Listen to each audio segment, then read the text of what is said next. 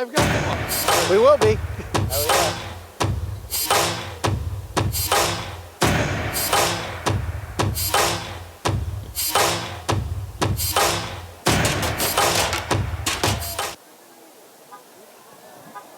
After a long October on the road, North Haven is back at Mike Vanacore Field, and we are live here on NHTV. Michael Valenti alongside Trevor Keys. A big game for their first game back at home. They got to face the 5-1 West Haven High School football team here. It's going to be a big one, Trevor. Well, if you know anything about me, this is a very close game to my heart. Got roots from West Haven, played in North Haven. I'm excited. I know this crowd is amped up. We got a good crowd coming in. It's going to be a heck of a game, but a big test for the Nighthawks. And I can't believe a month already went by like this. Like you just said, this is a completely different North Haven team. And we were talking about a month ago against Hamden. Can North Haven find that go-to guy? You know, they've had Mike Montano, Mark Montano, Adam Pandolfi. Well, I think it's the freshman, Artie McCormick, after, I don't know if you've heard, the last game against East Hartford 2 weeks ago. 297 yards. 6 touchdowns. 6 touchdowns. School record, too, with some great talent that's come through North Haven. All the names, Matt Glass, Teddy Keys, Montano brothers, Pandolfi. The freshman, Artie McCormick, holds the record. He's become the guy for them. Can the other guys like Cortella and Mastriani really join him and add to this, you know, kind of dominant running attack of North Haven? Now, you bring up McCormick and being the go-to guy. Yeah. Obviously, this West Haven team has a very strong defense. They're obviously going to put a target on McCormick. Yes. Does North Haven flip that and use him as a decoy tonight? Well, that's always the big thing when you get a guy like McCormick who becomes the main focal point. It's like, all right, follow 22, eyes on him at all costs, defensively, offensively, special teams-wise. That's why guys like Mastriani, Cortella, Stevenson, who had the big play last game, home game, it feels like so long ago when they had the touchdown pass. But those guys need to start getting heavily involved in this offense because this is, like I said, a huge test for North Haven. Coming in 4-2, 4 games left. Got a tough schedule moving ahead, but this is probably going to be their best opponent the rest of the way. So playing this West Haven team, they're looking for a little revenge as well. If we remember, North Haven went into Ken Strong last year and beat West Haven in a highly anticipated matchup. So you know they're looking for revenge, Michael. Yes, they definitely are. But what does North Haven have to do tonight to win this game? There's a lot of weapons on this West Haven offense. Of course. Nick Conlon at quarterback. Yep. You have LaFortune at wide receiver. Yep. And I mean, they got it all over the place. They got a two-headed monster in the backfield, kind of like North Haven with Nick Conlon. Guys, he's our height, but he throws 50, 60 yards. We can't throw like that. No. But also the running back, Corin Harris, who leads the team in interceptions with 3 picks. And he's also a dual threat guy. Could play in the passing game, get him in the running game. This is a very, very good lethal duo that West Haven has. So North Haven's going to have their hands full. They have to be aggressive, but also you got to be under control. What do you mean by that? Well, you could be aggressive, bring blitzes, get Conlon into an uncomfortable situation, but also have to be under control because he also has rushed for almost 500 yards, I should say, this year. So he has the legs. Don't get mistaken just for the arm. He's a very, very great runner. So North Haven's going to have their hands full against this very good West Haven offense, Michael. Now, on the other side of the ball, they also have Kader Dembele, who is a threat on the defensive line. He could go through any offensive line. Yes. And of course, it makes all the reason why he's going to be a recruit at Wake Forest University. It's crazy. I mean, you got a top-tier talent in the defensive line. Yeah, he causes ruckus, but he also has 7.5 sacks. So if North Haven decides to pass, we do have a lot of wind. Don't know how that's going to play into tonight's game. But yes, the big man, Zero, watch where he's going because he's going to be a focal point for that defense like McCormick is for North Haven. So both teams are going to have their hands full, Michael. It's just who gives in. North Haven, it's very simple. You got to keep this West Haven offense off the field. They're averaging 34 points a game, Michael. So they can score at will. Only way North Haven has a great shot to win this game. Play their game, up-tempo, but also keep West Haven off the field. If they can do that, North Haven Nighthawks have a great shot at winning tonight's game, Michael. It's going to be a big battle here. The two teams are the Havens. It's coming up next. West Haven versus North Haven here on Friday Night Football on NHTV.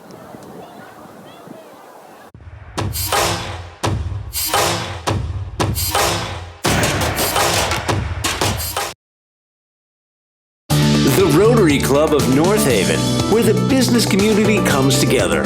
For personal growth and leadership development, Rotary makes one a better community citizen.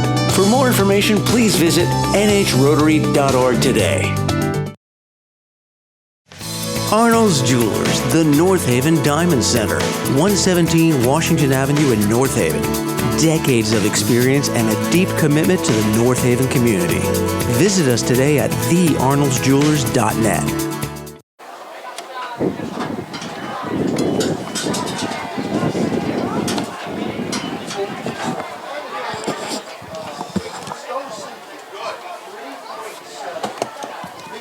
And as we get ready for the coin toss, let's introduce the captains for tonight. For West Haven, number 2.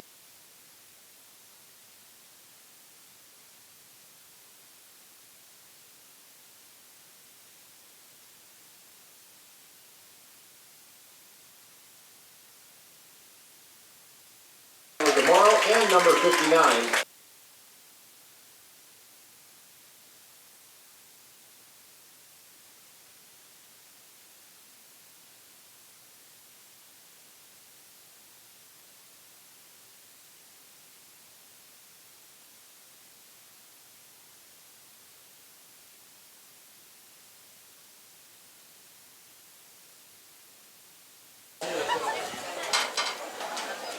At midfield right now, waiting the coin toss, see who starts this game. It's going to be a pretty big coin toss here because every possession is going to matter in this game, I feel like. It's highly contested game, and it looks like West Haven deferred. They win the toss. So North Haven's going to start with the ball here to start the game, and I think that's going to be a good thing for North Haven. Get points on the board early. I think any chance you get the ball first, set that tone. I think that's very important in a game like this tonight, Trevor. Oh, absolutely. With the way that, like I talked about in pregame, Michael, this West Haven offense can score at will.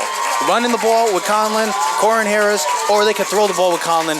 One way or the other, West Haven gets in the end zone. North Haven has to do their best of controlling the line of scrimmage. It's going to be a battle down there. Both West Haven's lines, a very experienced team right now coming in. And like I said, also, this is a revenge game for West Haven, seeking the win after last year's disappointing loss at Ken Strong. So I'm very excited for this game. True test for North Haven. Also a test for the West Haven Blue Devils, so we can't wait to see how it goes. Kickoff.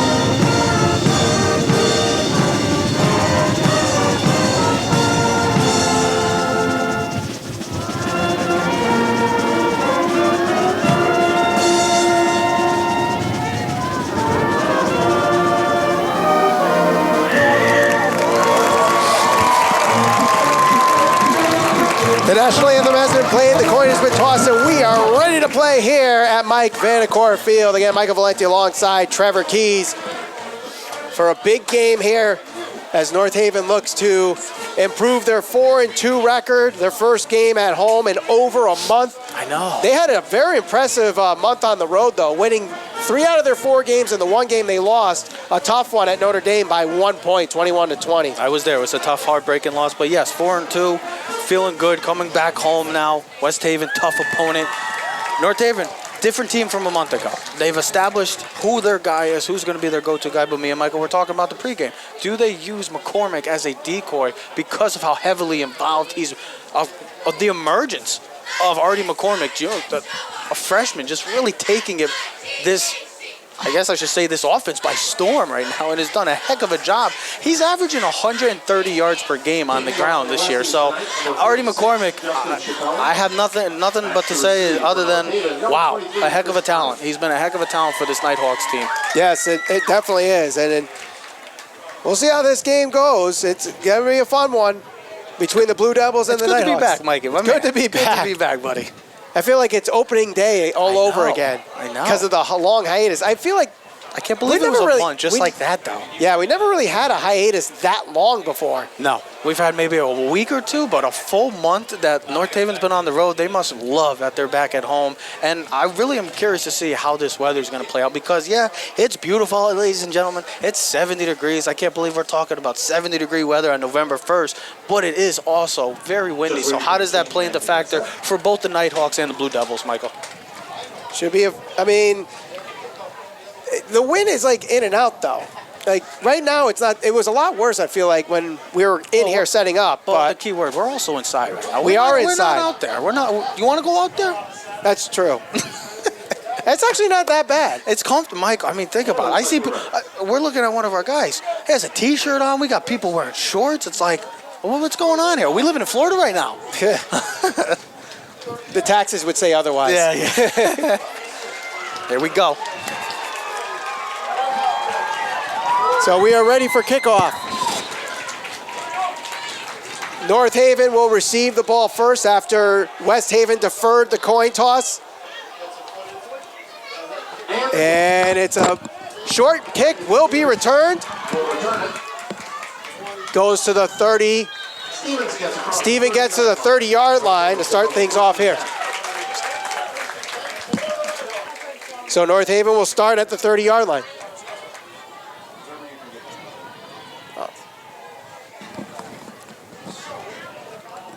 So it'll be 1st and 10, and number 0, one of the guys we were talking about in the pregame, Kadir Dembele. That's going to be the guy that North Haven's offensive line needs to focus on tonight.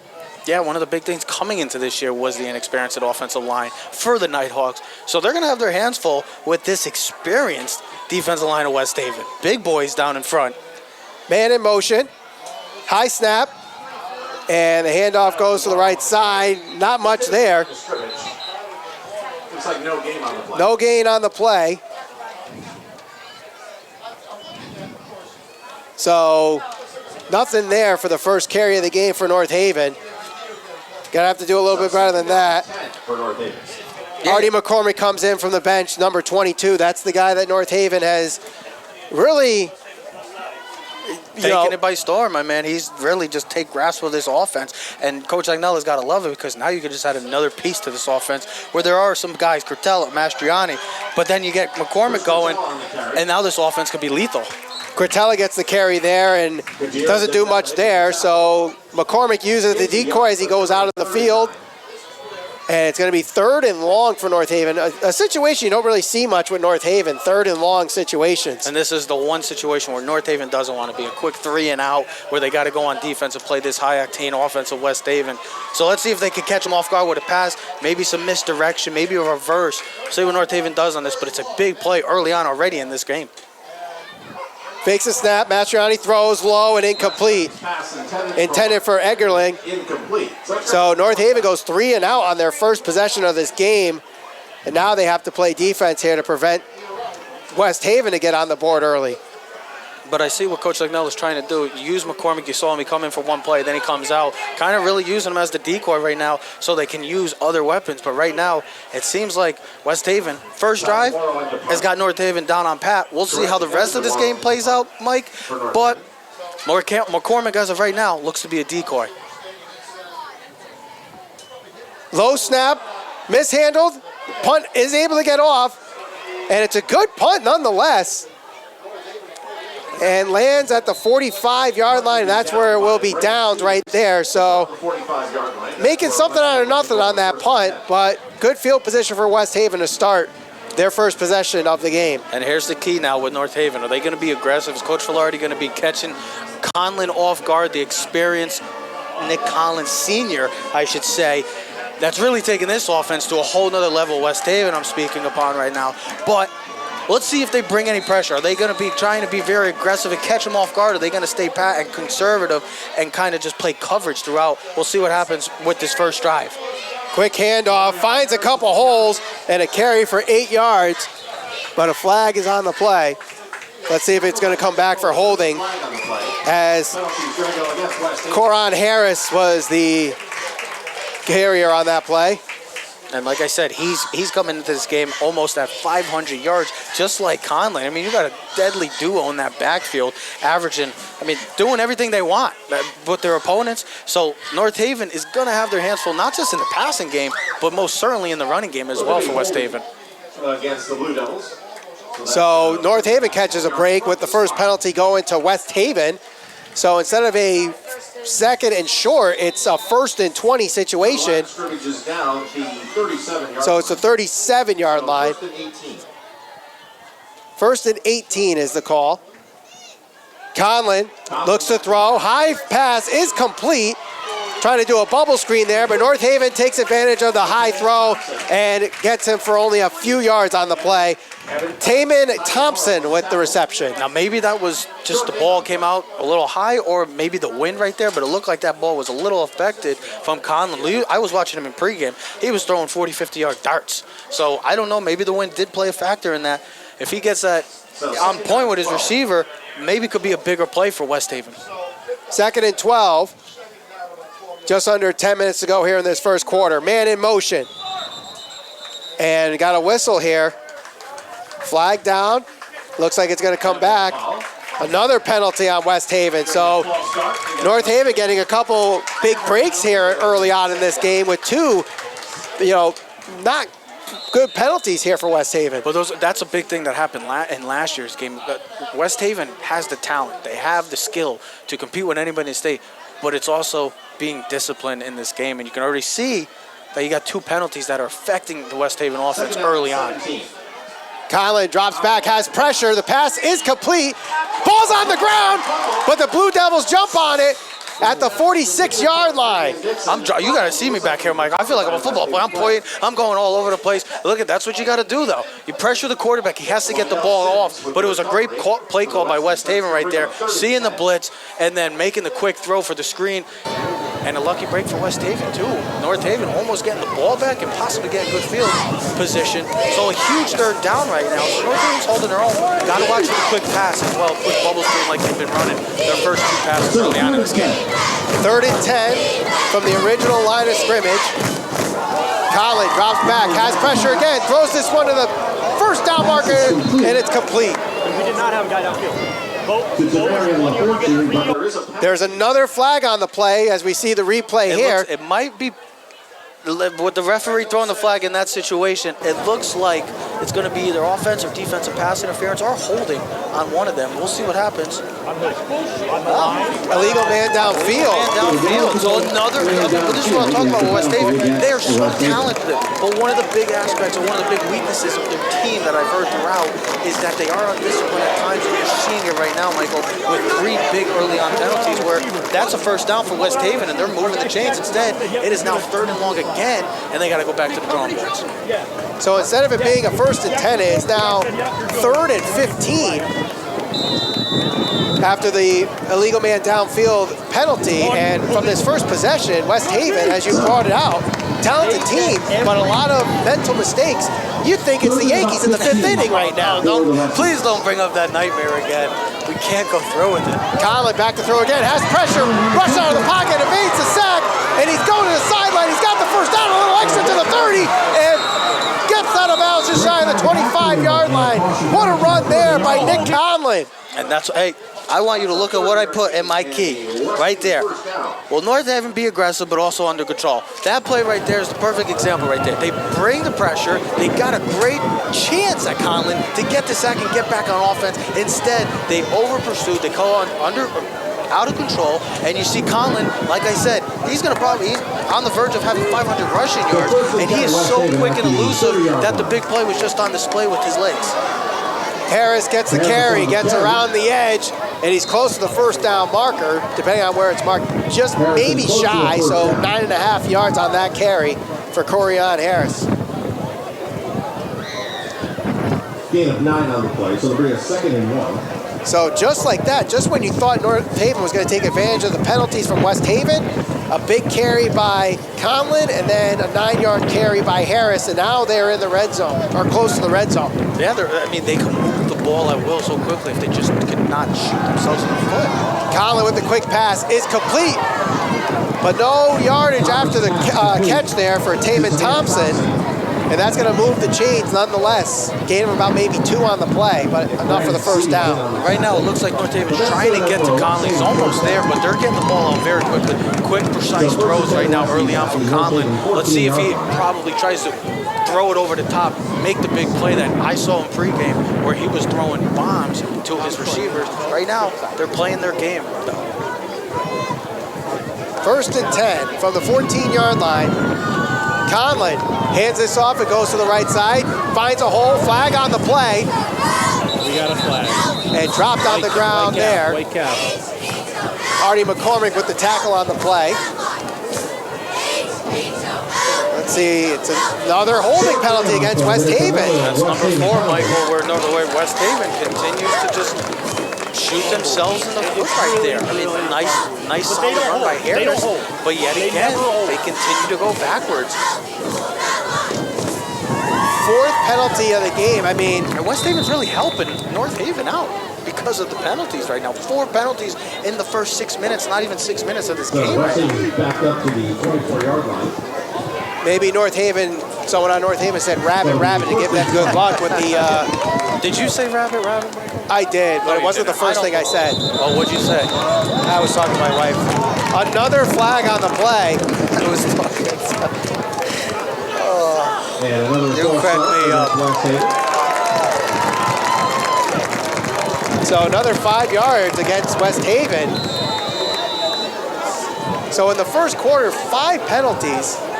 It's a remarkable thing right now because you usually don't see that many penalties that quick, but we're talking first drive. We're not talking about the first half. We're talking about the first drive. And West Haven is really putting themselves in a huge hole right now. What is it, first and 30 it feels like? 1st and 25. Handoff to Harris. Goes up the middle. Gets a couple of those yards back, but not much. Right now, if you're West Haven, you're just hoping you don't get another penalty. You're just hoping you don't see another little yellow flag coming up in the air because right now, that's what's been slowing down this offense. They've been able to move the ball at a high rate early on, but these penalties are just dragging them so far back that they put them in a situation that they don't want to be in. 2nd and long. 5.5 to go here in the first quarter.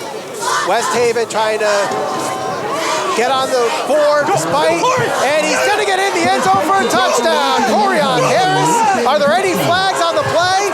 No, I don't see any yellow. So West Haven, despite all the penalties, get on the board. I want to see the replay because if you saw, well, look who came in. A big recruit right there. And look at the hole that he just opened up. There's your block. That's why he's going to Wake Forest next season because great players make great plays. And that's what he just did. He opened up the hole for Harris. And with Harris's speed, the rest is daylight. So West Haven, I mean, we talk about West Haven first on 5 penalties. And Michael kind of makes the joke, oh, is there another flag?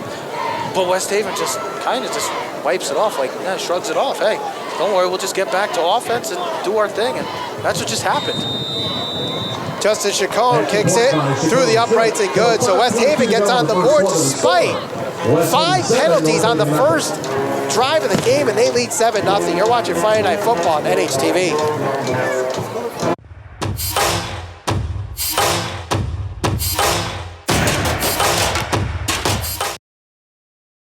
North Haven Funeral Home, 36 Washington Avenue, North Haven. Since 1953, the one source families rely on for caring, compassionate service. North Haven Funeral Home.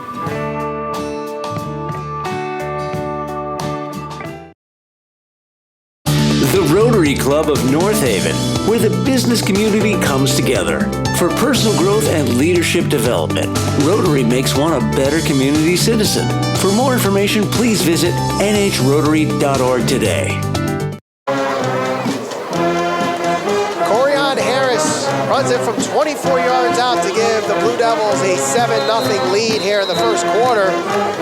North Haven's got to bounce back from this, and West Haven, despite getting on the board, you know, big story on that one was the penalties. 5 penalties in that first drive, so something they need to clean up here. But how if they need to continue this game. 100%, Michael. But as fast as we were just talking about those penalties, it's 7-0 just like that. They can score at will and so quickly, and that's what they just did. It was what, 2nd and 15, 2nd and 20, and they had multiple first downs. The only reason why they shot, there was a longer drive was because of the penalties. The short kickoff was returned by Cretella to the 36-yard line. So North Haven went 3 and out, 1 yard on their first drive.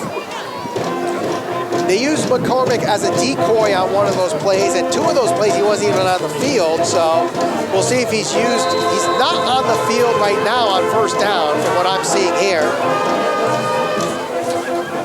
It's Tyler DeMoro and Joe Mastriani behind center in the single wing offense. High snap, Mastriani going to take it himself, finds a hole, and gets past the 40-yard line to the 42-yard line. So a good run there by Mastriani. That's a tough run right there. Yeah, it might be 4 or 5 yards, but that's a tough, hard-nosed run. Seeing the hole open up very quickly and just being able to get positive yards for North Haven is all they want. Because if you can continue to get positive yards for North Haven, you're doing the right thing. North Haven wants to be in these 2nd and 6, 2nd and 5 situations. McCormick got into that. That was McCormick's. Snap. Mastriani, I think that was him, Mike. Yep. that was McCormick, excuse me. That was McCormick to the 45-yard line. Look, I like the decoy. I like that he's coming out right now. I like the decoy, but when you know you have a guy like that, you got to give your playmakers the ball. He gives you a great opportunity to win this football game. I understand what you're trying to do because you know West Haven was watching film on 22, especially 2 weeks ago when they played East Hartford, and he had 6 touchdowns, a record-breaking day for the freshman Artie McCormick. So you know West Haven was watching them film plenty of times the past 2 weeks of 22. Mastriani trying to go to the outside. Finds an open hole, gets past the safety and down at the 40-yard line. A first down for Joe Mastriani. Look at this run, Trevor. It's a beautiful run. First down. Waiting for his blocks, waiting, and then cuts it inside. Sees that. That's a beautiful run right there by Mastriani. And then lowering his shoulders too. This is not a big running back right there, but seeing him lower the shoulder like he's a 6'3", 230-pound back is a very encouraging sign for this Nighthawks offense. McCormick in now with DeMoro behind center. It goes to McCormick, trying to find the outside. Jukes finds a hole in the outside, breaks 1 tackle, close to the first down marker. And I think he's got enough. Yes, he does. He's got enough for the first down, but a flag is on the play. So this one might be coming back for holding. Just when I was about to say something so great about Artie McCormick's vision, just elusiveness of being able to avoid the tackler right there, and that might be what the penalty is on. Unless it is on West Haven. The officials are conversing here. They're doing the math right now. Were you good at math? I was very good at math. How good? Let's put it this way. My brother and I were in the same math class my junior year. No way. Yeah. So this is going to be a West Haven penalty for a chop block. Yes, the chop block. The one where you saw McCormick kind of hurdle and get cut back inside or cut outside is the penalty that they called. So I thought it was going to be a holding or something, maybe a tripping call on North Haven, but another penalty on West Haven. And North Haven moving the ball into Blue Devil territory. So what they were checking to see whether or not it would be more beneficial to keep the ball where it is on the down or move it from the penalty, I believe, or move the yards from the penalty, I I think. assume they would just add the yards after. Yeah, I think that's what they're doing. That's what I would assume. Yeah, that's what they're doing. Look at this, North Haven, huge play right here, which turned to a first down, but now another 15 yards because of West Haven's miscues. So now it's at the 12-yard line, first and 10. At the West Haven 13-yard line. Mastriani hands it off. Cretella gets it inside the 10. I love it. They can do whatever. So they North want. Haven They can answers do whatever right they want. back after West Haven puts it on the board, and they're within 10 yards of tying up this game. And this feels like an old North Haven type of style of drive right here. Mastriani leading the charge right here, lowering his shoulder, aggressive runs, and smart vision as well by both backs. McCormick, you've seen Cortella, and you've seen Mastriani, the three-headed monster. A great sign for North Haven. If this can continue up until this recent play, but if they can continue to move the ball, Michael, like they have in this drive, then this is going to be a heck of a game. So decision here, Trevor, it's third down. This is 4-down territory. If this is what you're going to ask me, 4-down territory. Oh yeah, I'm going for it. Because you don't want to be trading field goals with touchdowns. This team can score, like I said, 34 points coming into this game. They average West Haven. You got to get 6, not 3 points against a team like West Haven. So North Haven shifts Mastriani and DeMoro on this third down. Mastriani trying to go to the outside. Finds a hole, dives. Tripped up close to the first down. It's going to be close. If I'm Coach Sagnola right now, I know he's probably thinking, what do we want to do? This is a no-brainer. I'm going for it. If it's 4th and 1, 4th and short, this is a no-brainer for me. I'm going to be going for it. 5-yard line. The ball's on the 5-yard line, 4th. 4th and 1? So it's going to be 4th and about 2 yards to go. 4th and 2. I love the call. I love the aggressiveness, but that's what you got to do against this team. You have to respect their offense because you're going to have to be able to put scores, touchdowns on the board against them. Can't settle for field goals.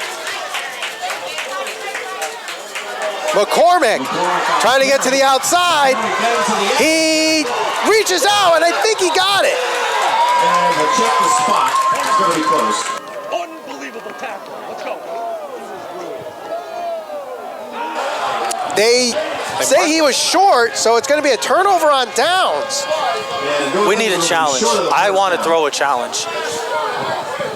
I didn't know. From what it looked like from here, it looked like he got the ball over the line by just a smidge, but I guess not. So West Haven, lucky break right there as North Haven was moving down the drive, moving the ball down, had the confidence going with the running game, and then a big stop for West Haven. So how does North Haven answer defensively with the success that they just had offensively? So it'll be 1st and 10 at the 5-yard line. Conlon hands it off up the middle, breaks a couple tackles. He's going to break free. Harris, and he's down at the 24-yard line. So they get the breathing room there on a run of 20 yards. I mean, hey, when you got a playmaker like Harris right there, look at him. But trying to bounce outside, nope, get out of the way from me. Look at him. He knocked out his own guy. Hey, when you're moving like that, get out of the way. If you're in a white jersey or you're in a maroon jersey, get out of the way because I'm running the football and somebody's going to have to take me down. Fakes the handoff. Conlon takes it now. Come on, man. Picks up 5 yards on the play. That was a good job by the camera. Usually camera people, even in pros, get confused sometimes, but they stayed with Conlon right there. So Conlon's, you haven't really seen him throw the ball deep, but you're really seeing Harris take hold of this offense and really having the confidence and kind of just doing it all right now for West Haven.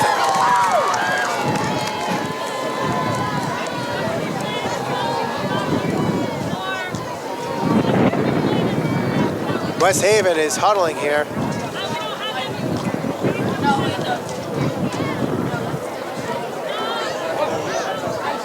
Are they just taking their time? Yes, they're killing the clock to end the first quarter. Oh, yeah. That was a quick quarter. I didn't even know. That was a very fast quarter. So with that, just like that, North Haven trailing after 1. West Haven leads this one 7-0. You're watching Friday Night Football on NHTV.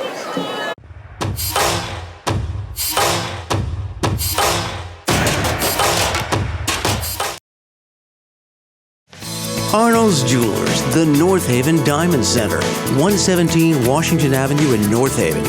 Decades of experience and a deep commitment to the North Haven community. Visit us today at thearnoldsjewelers.net. North Haven Funeral Home, 36 Washington Avenue, North Haven. Since 1953, the one source families rely on for caring, compassionate service. North Haven Funeral Home.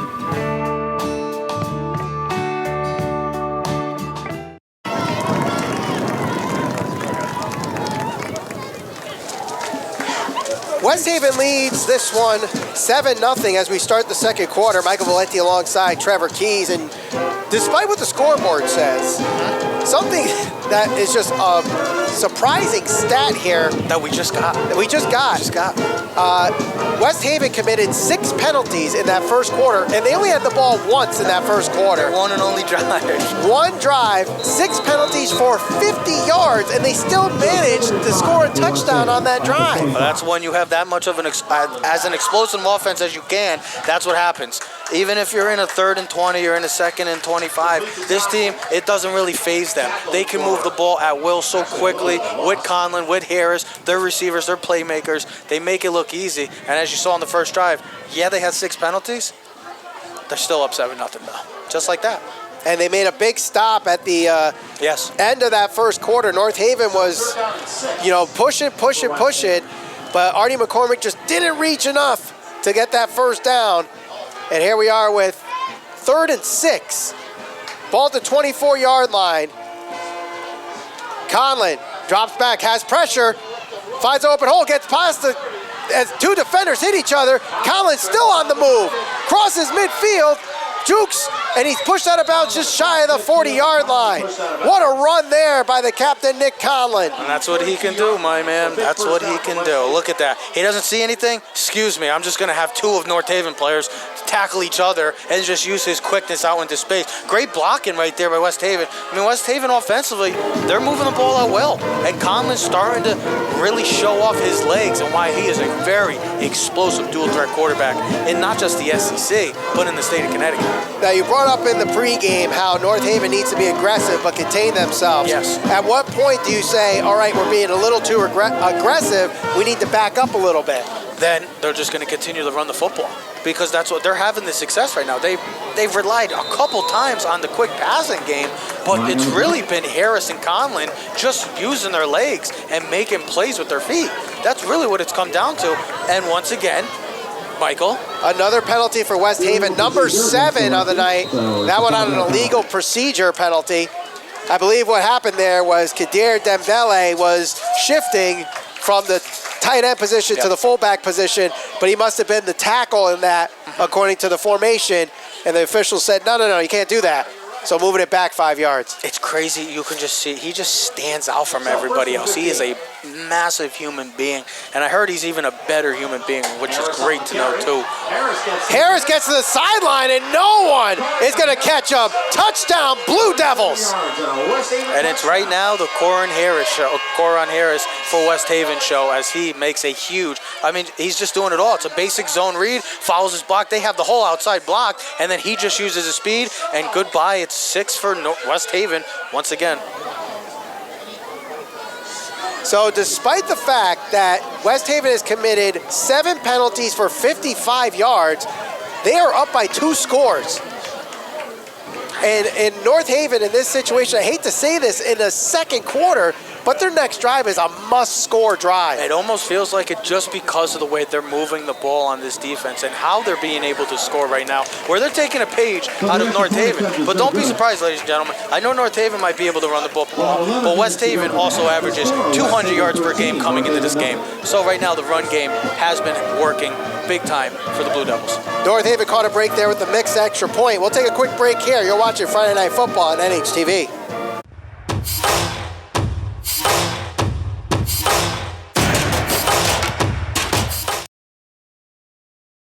The Rotary Club of North Haven, where the business community comes together. For personal growth and leadership development, Rotary makes one a better community citizen. For more information, please visit nhrotary.org today. Arnold's Jewelers, the North Haven Diamond Center, 117 Washington Avenue in North Haven. Decades of experience and a deep commitment to the North Haven community. Visit us today at thearnoldsjewelers.net.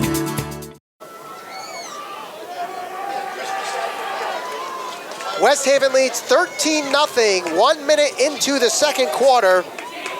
Michael Valenti alongside Trevor Keys here. And here is the short kick.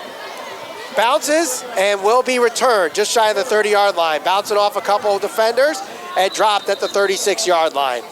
So they've had, the 3 drives that North Haven is starting starting point for their offense has been great field position. In their last drive, they moved the ball effectively and played their game, their style of football. They just didn't capitalize on the 4th and short. So Mike, you said it last drive. It almost feels, I don't even want to think that because it's so early on in this game. But right now, with the way West Haven is moving the ball and having confidence and gaining the confidence offensively, North Haven's going to have to be able to get that long drive and try to put in 7 right now, because if they continue to have the struggle 3 and out or something like that, it's going to be a long night for North Haven. Up the middle is Mastriani as he crosses the 40-yard line. Mastriani having himself a strong first half here. And really, he's been going between the tackles, which isn't really his style. It really hasn't been throughout the year, but he's done a heck of a job. I was very impressed on that first drive. Lowering the shoulder. He is not a big running back, but he's playing like a Derrick Henry type tonight, where he's lowering the shoulder and very, very aggressive going into the holes as well.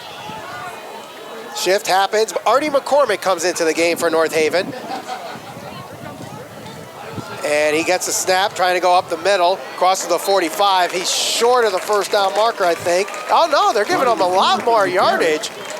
So he does cross the first down marker.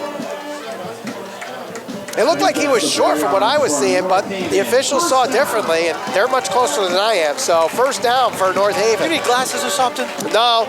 I know you're getting a little older, my man. Don't get old on me now, though. Don't get old on me. 36 isn't that old. Are you sure? Yeah. Okay. I just wanted to know. Probably up the middle. Mastriani going up the center again, just shy of midfield. 50-yard line. So Mastriani getting positive yardage as they continue to move the ball forward. Maybe, I mean, this could be the strategy here on out until West Haven decides, to make the adjustment. Go between the tackles. It's working right now because they do have speed on the outside for West Haven. They do have the speed, and you think that North Haven would struggle inside, but right now they're having their way. They're gaining confidence in that running attack. Oh, jump in there. Flag on the play before the snap. The 8th penalty for West Haven. Penalty against West Haven. 5 yards for offsides.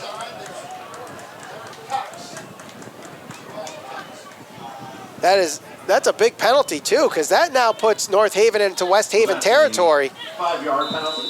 It'll be a 2nd and 2. 2nd and 2 after the penalty. Ball will be marked at the 46-yard line.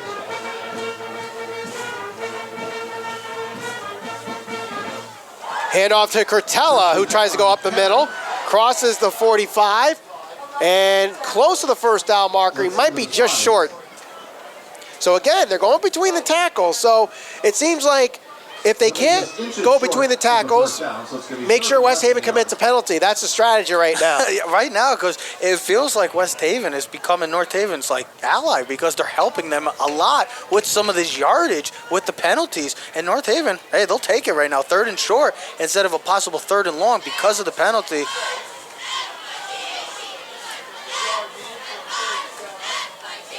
Direct snap up the middle, has the first down. McCormick gets the first down. Late flag just came in too, though. So let's see what that late flag is, as the ball currently is at the 40-yard line. With the way the trend is, you would think it'd be West Haven, but we don't know what's going on.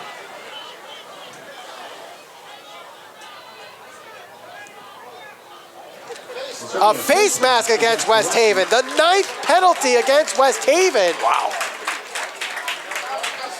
I'm very curious. I don't want to think this, but I'd love to know the record for most penalties in half or in a full game, because right now, West Haven, 9 penalties. They are helping out North Haven tremendously throughout this night. Whether it's on offense or defense, they're helping them out tremendously with the penalties. So after the penalty, it is 1st and 10 from the 35-yard line. Mastriani trying to go around the edge, breaks one tackle, gets to the 30, shakes off another, dropped at the 25-yard line. And that is close to the first down marker, but they finally go to the outside. If you see, if number 6 was wide open, but because of West Haven's aggressiveness and not giving enough time for Mastriano to throw the ball, he makes a smart decision, keeps the ball, and gets a first down for North Haven, or second down, but a manageable 2nd and 1. So Mastriano's really doing a heck of a job in this game of really trying to orchestrate this offense and moving forward and trying to get them going and get some points on the board too. McCormick goes up the middle, finds a second level. He's got the first down and a little extra inside the 20-yard line. So North Haven's got this crowd going with a big first down here with 7.5 to go in the second. I mean, Michael, they're matching West Haven's running attack as well. It's just the only difference is West Haven has made the stop and North Haven hasn't been able to get West Haven's offense off the field. That's the only difference right now is that North Haven, these past 2 drives, have really got full confidence and it looks like full momentum when they're on offense. West Haven calls a timeout with 7:07 to go here in the second quarter. North Haven threatening to get on the board. You're watching Friday Night Football on NHTV.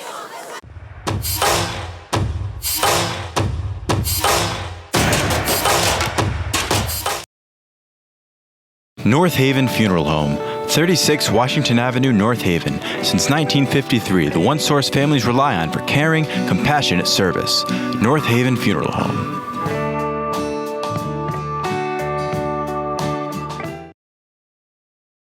The Rotary Club of North Haven, where the business community comes together. For personal growth and leadership development, Rotary makes one a better community citizen. For more information, please visit nhrotary.org today. 7:07 to go here in the second quarter. North Haven trails 13-0, but they are threatening to score here. Inside the 20-yard line on a 1st and 10 from the 17. If I'm both teams, just keep running the ball because neither team has an answer for either running attack so far. Cretella, ball on the ground as the handoff was, I don't know if it was supposed to go to Cretella or the play was a fake, but let's see. I don't know. It looks like West Haven might have got that ball. I don't know. Yep, West Haven ball. So just like that, West Haven, another big turnover inside the 20-yard line. That could be a heartbreaker for North Haven right there. That's 2 straight drives where they are moving the ball successfully against West Haven, and then all of a sudden, the life is sucked out of them as a big, big heartbreaking play right there. I don't know if that was a handoff, miscommunication in the handoff, or just a great play by West Haven right there to strip the ball and get the ball back. So it feels like now that North Haven's back on D, what do they do? Because they really haven't have any answer for the 2-headed monster in the backfield. 1st and 10. Fake handoff. Conlon is dropped. Nice play there by Michael Moran. It's a huge play, Michael, because Conlon was looking to run it again. He was thinking pass first, maybe had a guy up the seam, didn't like what he saw, almost was going to run it right there, but a huge, huge shoestring tackle right there by the Nighthawks. So it could have been a big gain there by Conlon yet again, but instead it's 2nd and 9 on the 1-yard carry. 6.5 to go here in the second quarter. Conlon hands it off to Harris. Harris tries to shake off one defender, but North Haven able to stop him for no gain. Finally finding an answer for Corian Harris. Hey, Michael, you just took the words out of my mouth. Finally, they have some sort of answer. I know it's one play, but Corian Harris had a day at the office right now for West Haven, scoring 2 touchdowns. And North Haven stopping the 2-headed monster, a huge 3rd down, knowing that we're almost at the 5-minute mark coming up. Can North Haven somehow get the ball back and try to make this a 13-7 game going into half, knowing that West Haven's getting the ball, Michael, in the second half? Conlon drops back in an empty backfield, chased out of the pocket, looking to find someone to throw, take it upon himself. He's got a first down and steps out of bounds just shy of the 40-yard line. 13 yards on a West Haven first down. It's just so tough because of the way his legs are so valuable to him. He's trying to look past. Number 3 was running a deep cross. You didn't see him in there. And then number 3 has to play back. Doesn't know what he wants to do. Does he go after Conlon and leave the guy open? He lets Conlon free. Conlon, once again, a huge first down for West Haven. And you're really seeing the legs of Nick Conlon. You haven't been able to see the arm yet, maybe because of the wind, or maybe they want to just stick to running the football, especially with the success they've had early on in this first half. Could also be, we see the defensive back right now. He's about 10, 15 yards back as Carryon Harris gets the carry there. And whoa, some extracurricular activity there. Going a little too aggressive on his block, and a flag comes out. So West Haven is going to lose some major yardage on that unsportsmanlike conduct penalty. All I'm going to say is, because I'm a football guy, you block until the whistle is blown. And I didn't hear a whistle, so me personally, I wouldn't have thrown the flag. Because I think he's just doing his job. Yeah, he sends him into the sidelines and ran over the chain markers, but I would have just, hey, he did what he had to do. He's blocking. But hey, they will call that. That one on Kadir Dembele.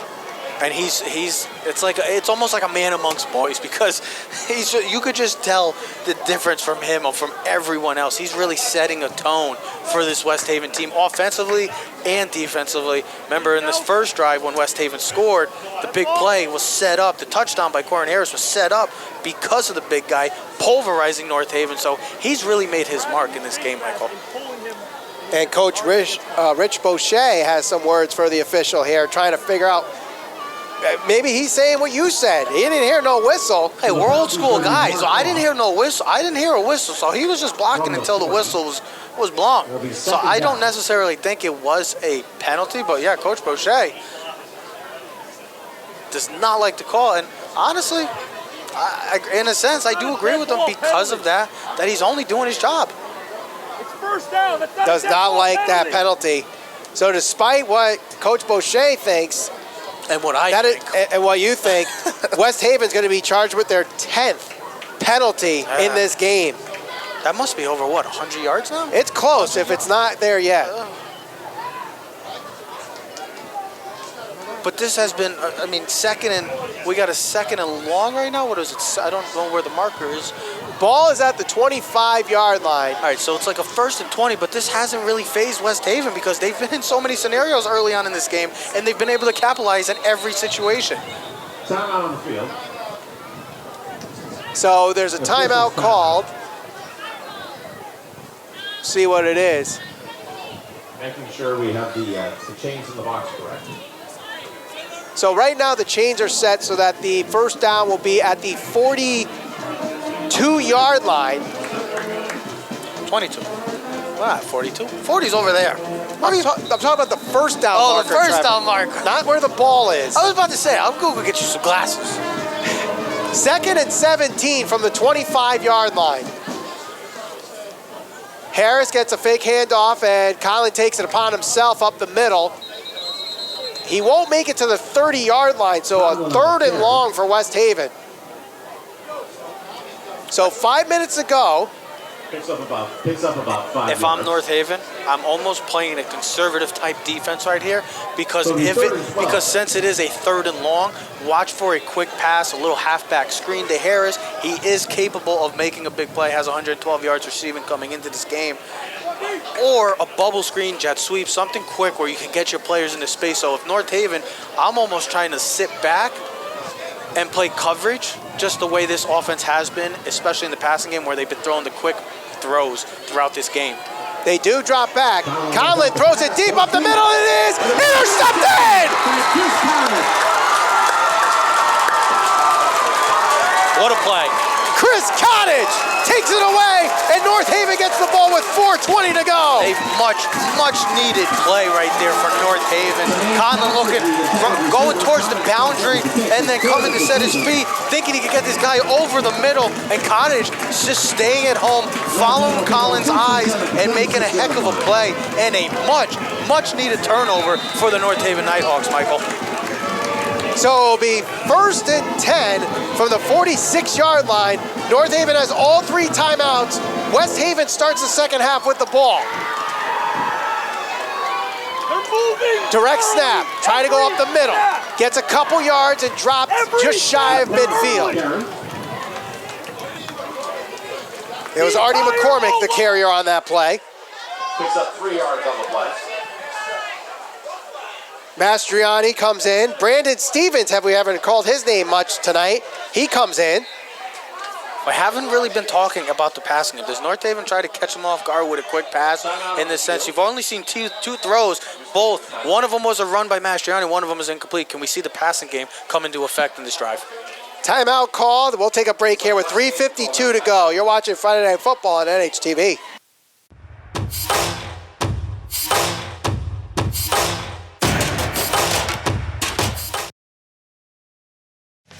Arnold's Jewelers, the North Haven Diamond Center, 117 Washington Avenue in North Haven.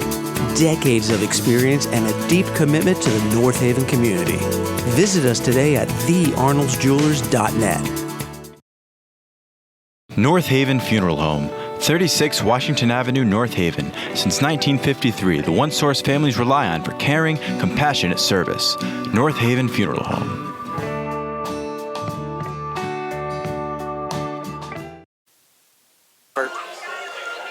West Haven called the timeout. 2nd and 7 from the 49-yard line.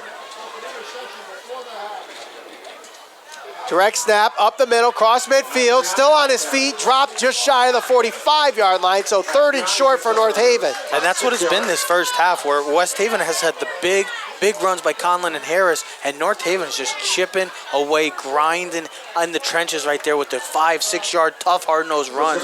So you definitely like to see both of what these offenses have been able to do, specifically these running attacks, because they both have come in. Two of the top teams in the state were rushing the ball, 200 yards per game by West Haven and 285 by North Haven. So it's been working for both. Mastriani gets around the edge. He's got the first down and gets it to the 40-yard line. Mastriani is having himself a day here in the first half. Yes, he is. This looks like a new and improved Mastriani. Maybe the emergence of Artie McCormick has really inspired this team, because like you said, when you have a great talent like that, and Mastriani is no slouch himself, he's a very, very good back. If he can get going with McCormick, you get Curtella going, this offense, like I've been saying, can be very, very dangerous. A little jump, trying to jump the snap. Mastriani takes it upon himself. Fans looking for a flag, but they don't get it. I think the refs just are kind of at the point they're like, no, we can't throw another flag on.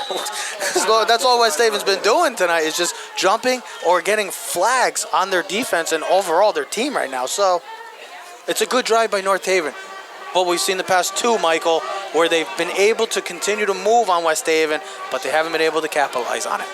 North Haven calls their first timeout. They have 2 left. West Haven has 1 timeout with 2:37 to go. Be sure to stay with us here at halftime. A performance by the North Haven High School Band. We'll have the highlights from the first half and our thoughts in the second half. In a very fun game here. I've enjoyed this. This has been a really good game between the two Havens. West Haven leading this one 13-0. Michael Valenti with Trevor Keys here. Did you almost forget my name? No, I didn't forget your name. Say my name. Trevor Keys. Oh boy. There you go. So, I mean, the story here is North Haven gets close and then just falls short. Hasn't been able to turnover on downs and a fumble, both inside the 20-yard line. Yep. For West Haven, despite the fact that they've had 2 scores, they've committed a lot of penalties. Yes. So what happens first? West Haven cleans up their penalties, or North Haven gets it inside and scores inside the 20-yard line? All I can say is something's got to give. Something's got to give on this drive right now, for North Haven specifically. Mastriani going to the left side. The first time we see him go that way tonight. He gets to the 30, and that's going to be enough for the first down. And like Michael, you've been saying it. You've been watching Mastriani tonight, and you have been noticing it. He's been running very, very hard, lowering the shoulders, not afraid, shying away from contact. So you got to like the confidence that Mastriani's had throughout this night when running the football. 2.5 to go here. Personal foul against North Haven. So North Haven commits their first penalty on a personal foul. So that's going to lose 15 yards on the play. Not sure who committed the penalty. I didn't see it. I did not know where that penalty came in. It must have been a late flag or something, but I did not see anything. Coach Sagnella up in arms here on the sidelines. Because, I mean, like I said, that sets North Haven back so much because they're the one team in the state that can't afford a situation or a penalty like this because they are such a run-heavy team. So despite the personal foul, it was after the play, so it does stay a first down. Officials will check with the chain gang again. So it will be 1st and 10 from the 45-yard line if the chain is correct.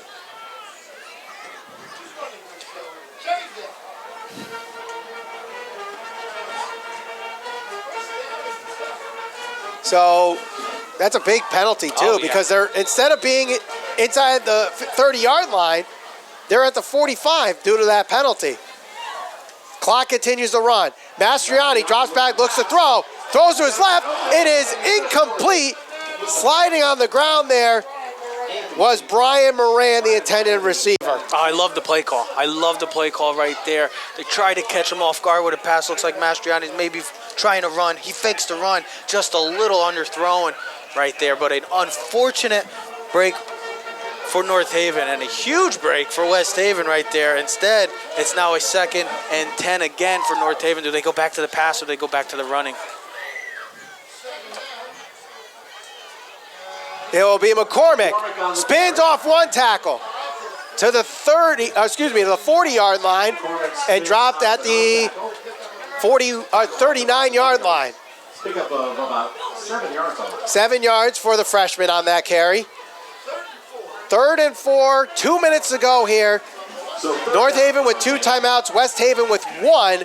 It'd be interesting to see if West Haven calls their final timeout if North Haven does not get the first down here.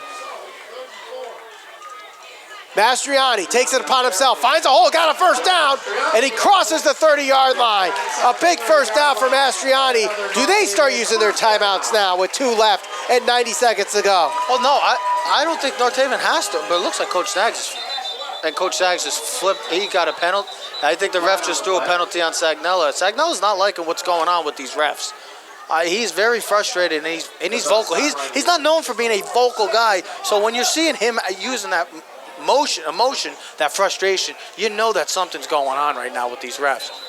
So it's just the officials telling Sagnella to back off. No penalty committed on the play.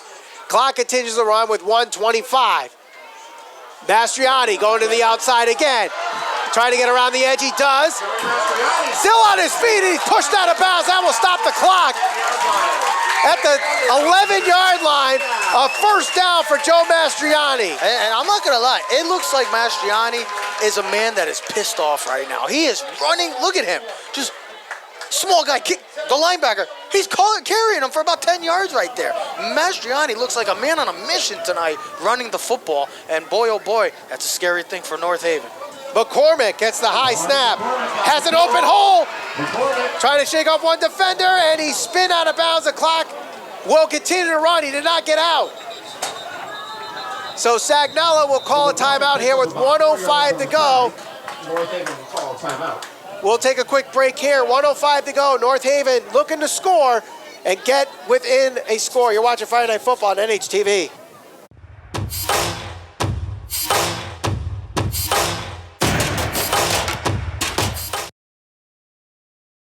The Rotary Club of North Haven, where the business community comes together. For personal growth and leadership development, Rotary makes one a better community citizen. For more information, please visit nhrotary.org today. Arnold's Jewelers, the North Haven Diamond Center, 117 Washington Avenue in North Haven. Decades of experience and a deep commitment to the North Haven community. Visit us today at thearnoldsjewelers.net. Coming off the timeout here, North Haven with the ball. North Haven Funeral. 2nd down and 6, 1:05 to go. Ball at the 7-yard line. A big interception for North Haven led this drive in a must-score drive. West Haven gets the ball to start the second half. Mastriani looks to throw, decides to run instead. Mastriani stiff arm, he's going to lose yardage on the play. Going to bring up third and about 10. 3rd and 10 because of that play.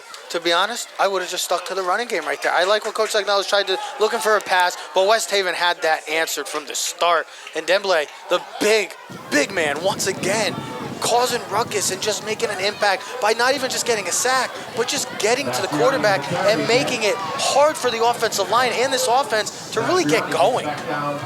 Mastriani takes it upon himself again. So it's 4th down, and North Haven will call their final timeout. North Haven will take a timeout. See, now this is different than it would be if it was a 4th and 2 for me, Michael, because it is 4th and 6. What does North Haven do? Do they pass it? They haven't had any success early on with the passing game. Do they run it again with McCormick or Mastriani, who they've had the best success with throughout this night? Or do you settle for a field goal? I don't think they should settle for the field goal with the way West Haven's been able to move the ball offensively and knowing that they get the ball starting in the second half. A field goal, yes, it looks nice. You get points on the board. You never want to give away points for the opportunity, but also knowing what's going on and how the defense has been playing so far in this first half, it's a very tough call. Obviously, Sagnella, I believe, is going to go for it, talking to his guys right now. It looks like they're going to go for it. It's a very tough call what they do, though, play calling-wise. So North Haven, judging by the huddle, they're going for it. And what the play is. Yes, because they're not close enough to run the ball, but they're not far enough to, I guess, throw the ball. I guess they could do whatever, but it's a tough situation of what they want to do. So they have Mastriani and McCormick back, which is the first I've really seen this combination tonight, and McCormick goes out. This is a first. Mastriani throws it up the middle, touchdown! Did he hit or did he drop it? He got it, touchdown! What a touchdown! What a call! The Tebow! It's the little Tebow pass. Mastriani looking like he's gonna run the ball, but fakes the pump fake and throws it over the top for a touchdown. Huge play, Michael. Nate Eggerling gets the touchdown, as you called it. It looks like a run, then he just dumps it. It's the Tebow play. A little dump off. It looks like he's gonna run the ISO right into the A gap, but instead.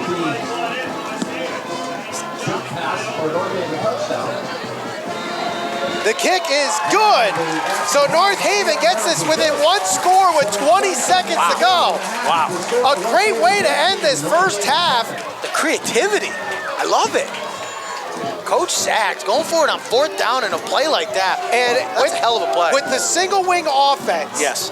The first time I've ever seen the second running back go out as a receiver in motion. Been using him as a decoy all night, so he continued with that. Got McCormick out. You saw the linebacker leave that opening right there, and a heck of a call right there by Coach Sagnella right there. So it's a huge momentum swing moving forward for North Haven and the second half. And we just saw one of the coaches for West Haven. He was not too pleased with that effort. So West Haven is going to probably have an earful heading into the second half. I mean, not just giving up that last play on 4th down, but what are we at, 10 penalties? The penalties, the turnover right there. And then how about that? North Haven capitalizing with the penalty on their own, the personal foul, and then managing to move all the way down the field, running the ball. That's a very inspiring drive from North Haven. Maybe that feeds off, pushing off into the second half.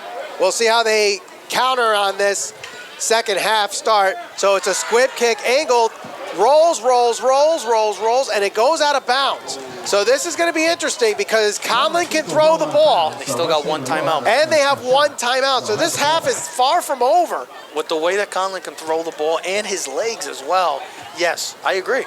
Still 20 seconds left. They have a timeout. I don't know how their special teams game is, but if they can get an opportunity where they can kick a field goal, they'll get the opportunity to.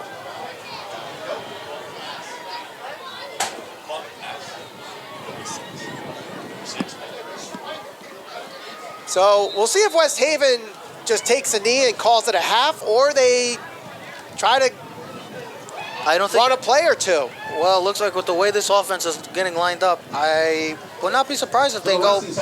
Yeah, they're going. They're 20 seconds left, one timeout. With the way this quarterback, with Conlon, the way he can throw the ball.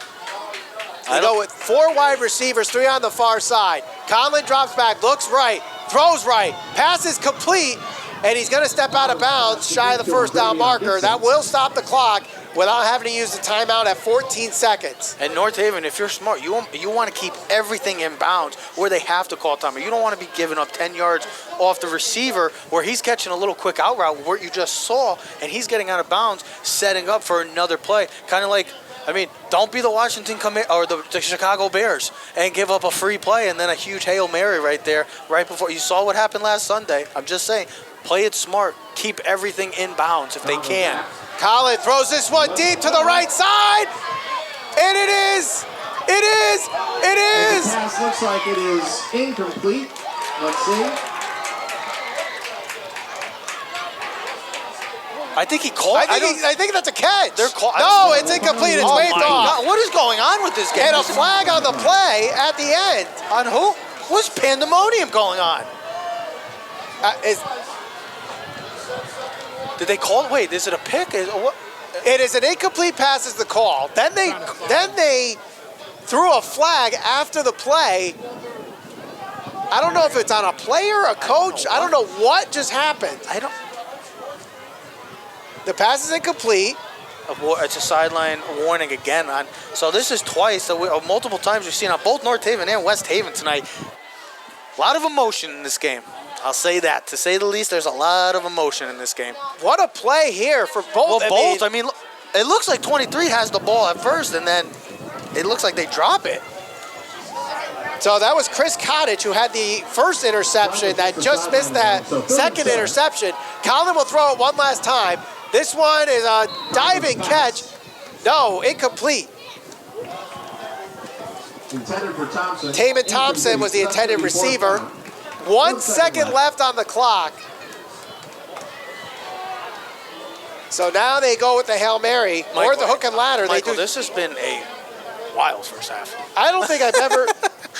Well, do you remember how the season started? I mean, that was weird with the way that game was going. Yes. This game has been different. A lot of emotion. Both teams are running the ball very, very well, I should say, throughout. And it's just a lot of penalties. There's a lot of emotion right now going on in this field. So it's which team doesn't lose their cool first. So they add 3 seconds to the clock.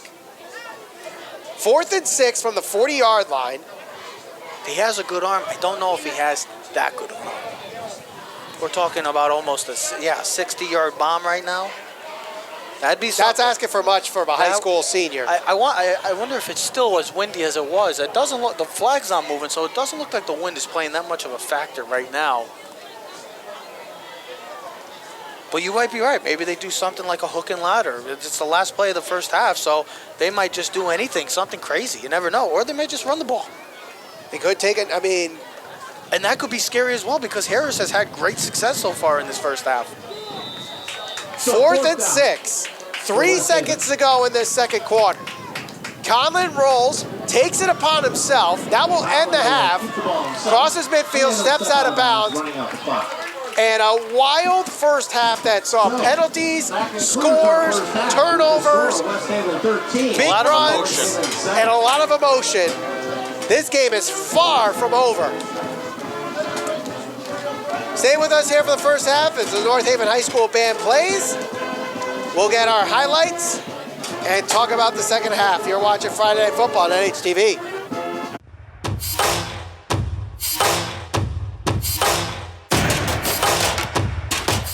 North Haven Funeral Home, 36 Washington Avenue, North Haven. Since 1953, the one source families rely on for caring, compassionate service. North Haven Funeral Home.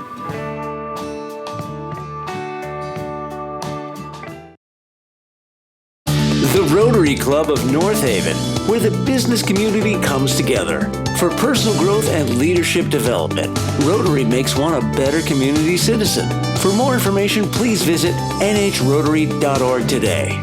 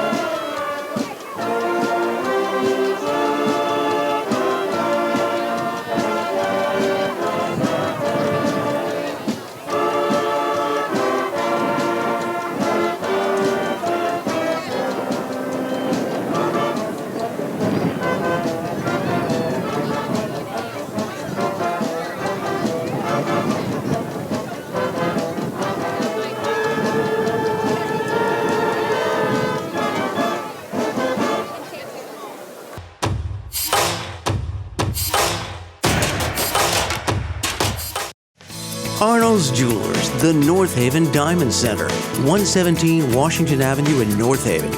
Decades of experience and a deep commitment to the North Haven community. Visit us today at thearnoldsjewelers.net. North Haven Funeral Home, 36 Washington Avenue, North Haven. Since 1953, the one source families rely on for caring, compassionate service. North Haven Funeral Home.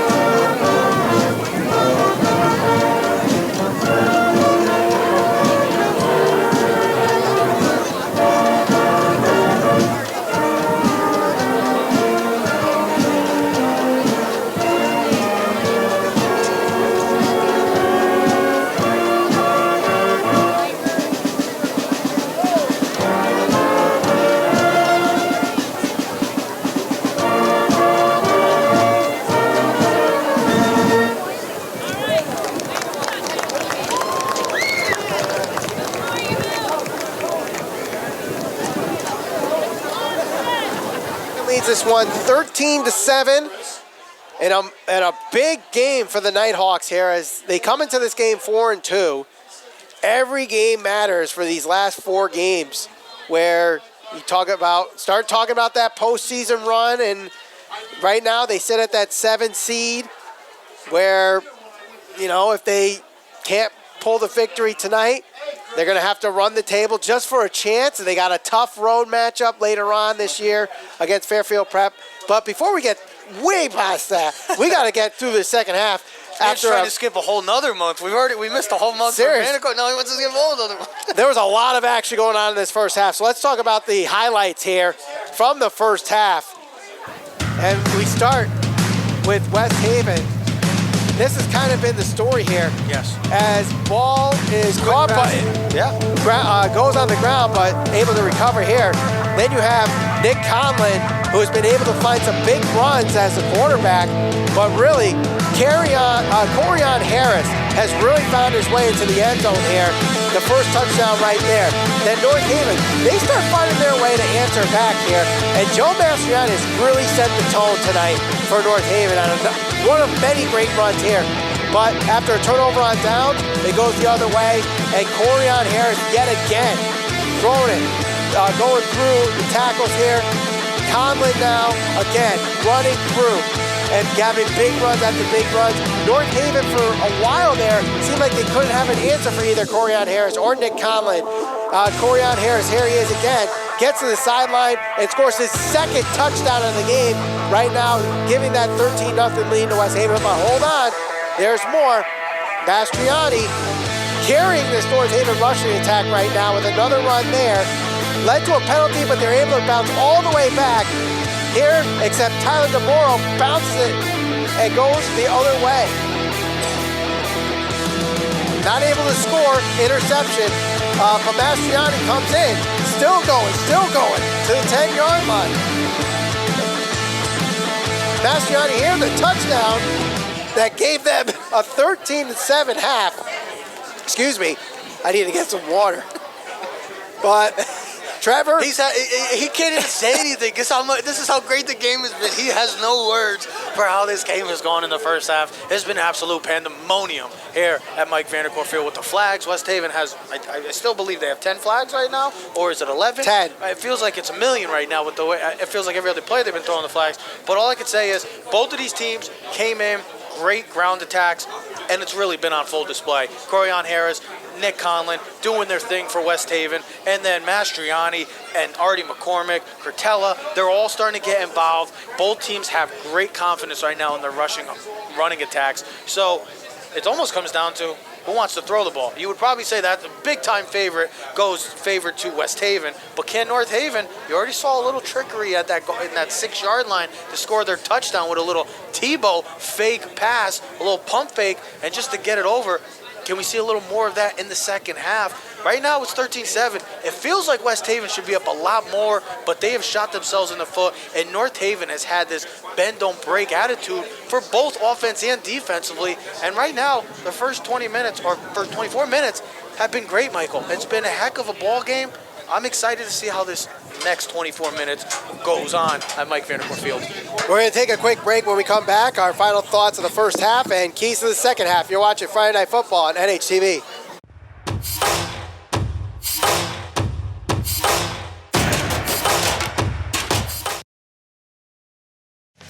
Arnold's Jewelers, the North Haven Diamond Center, 117 Washington Avenue in North Haven. Decades of experience and a deep commitment to the North Haven community. Visit us today at thearnoldsjewelers.net. North Haven Funeral Home, 36 Washington Avenue, North Haven. Since 1953, the one source families rely on for caring, compassionate service. North Haven Funeral Home.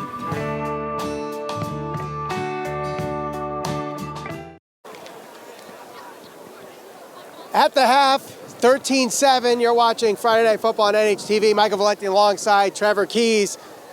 Trevor. Yes, sir. What does North Haven have to do to get back into this game? West Haven starts with the ball. Yeah. So obviously this is a big drive just to start the second half and stop them before North Haven could get the ball back. So how do they get that big stop? Well, you just said it's not really their offense that really needs to make any changes because they're just continuing to run the football just like West Haven has had this success. It really comes down to, can they just make a couple plays? They had the pick going, looking like West Haven was going to go up 20-0. We're thinking, uh-oh, with the way they're moving it. But then they come with a big turnover and set up the touchdown. That's what they really need. Some plays like that, a little fumble here and there, maybe another pick, but they got to be able to contain number 4.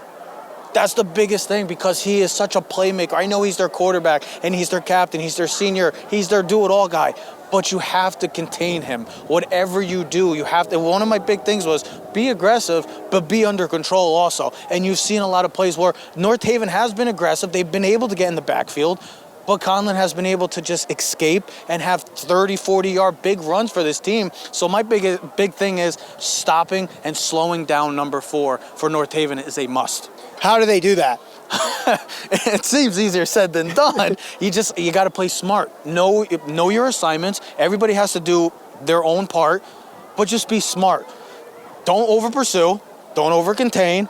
And just always keep your eyes on the field. I'd like to see, like, in a situation like this, because he's such a weapon with his legs, I'd like to see maybe one of the linebackers be a spy or a safety, somebody that can just keep an eye on where number 4 goes. If he moves a step, I want him going. I want you following him as well. Any way you can to slow him down will be huge and beneficial to this North Haven team and the success of this North Haven team tonight. Now, one thing we haven't really seen too much of from West Haven is the vertical air attack. We saw a little bit at the end of that first half, and North Haven, when they've gone a little deep, have done their job with the defensive backs. Yeah. So do we see West Haven start bringing that into coming out of the playbook where in this first drive, maybe they catch them off guard with a play action deep? It's very capable because of the way the success of the run game has gone on for West Haven that it could easily set up the play action. And the wind, I really thought this wind would play a bigger factor. We're all up top right now. It doesn't feel too windy right now, so it might be better. It might be helpful for West Haven. But yeah, you said it. This is a team that likes to stretch the field with their weapons. We haven't really seen it. We've seen a couple of throws down the field, but you said it too. North Haven has done a heck of a job of really staying in their zones and playing great coverage, especially in the back end of the defense. So maybe we'll see more quick passes, bubble screens. North Haven has to stay at home, be disciplined, and just play their game right now because offensively they're doing it. It just comes down to defense. And this drive could be I know it's early on, it's going to be the first drive of the second half, but could be a make or break for both teams. Now, North Haven, what we saw a lot of in the first half for their rushing attack was Joe Mastriani, who, yes, we know he was probably coming into the season as the lead back for North Haven. Agree. But Artie McCormick just broke free here as a freshman, and really they contained him for the most part. But North Haven hasn't really gotten him too involved in this game, maybe by design. Do we see more Artie McCormick here in the second half? I mean, maybe. We said it in the... he's capable of taking a play from 5 yards to go 80 yards. He has the speed. But you said it, Michael. Maybe they're playing decoy with him. We saw in the first drive, he came in, came out. West Haven has had 2 weeks to film Artie McCormick that Joe Mastriani is like, hey, remember me? I'm still here. And that's what he's doing right now. That's why if they could get Mastriani going, if they could get Cortella going, this is a running attack and an offense that could really explode and get it really going for the last month of the season. And right now, West Haven, yes, they're up 13-7. They're going to get the ball back. But their hands are full defensively, and I would say both defenses have their hands full going into the second half. I'm going to have to go into the record books, though, Trev, because we're going to have to see when was the last time North Haven went into halftime with no rushing touchdowns and a passing touchdown. Do we really have to go all the way back? It might be when I was playing high school football. I don't know. It's odd, but that's what this running game has been able to do. They've been able to get the 5-6 yards. Even when they had that penalty, they got set back. Usually that hurts North Haven. It didn't faze them. It hasn't fazed either one of these teams. We've talked about West Haven's penalties all night. Hasn't fazed them. And the penalty that North Haven had hasn't fazed them either. They're both gaining confidence throughout for their players and their teams. And there's a lot of emotion going into this game. We saw the coaches fired up. Coach Agnella, a lot of energy going on. This is a very fun game first half so far. I'm very curious and very excited to see how this second half plays out. This is going to be a fun one here as we get set for the second half. As you see, the coaches coming through, getting ready. We're going to take a quick break. When we come back, the start of the second half. You're watching Friday Night Football on NHTV.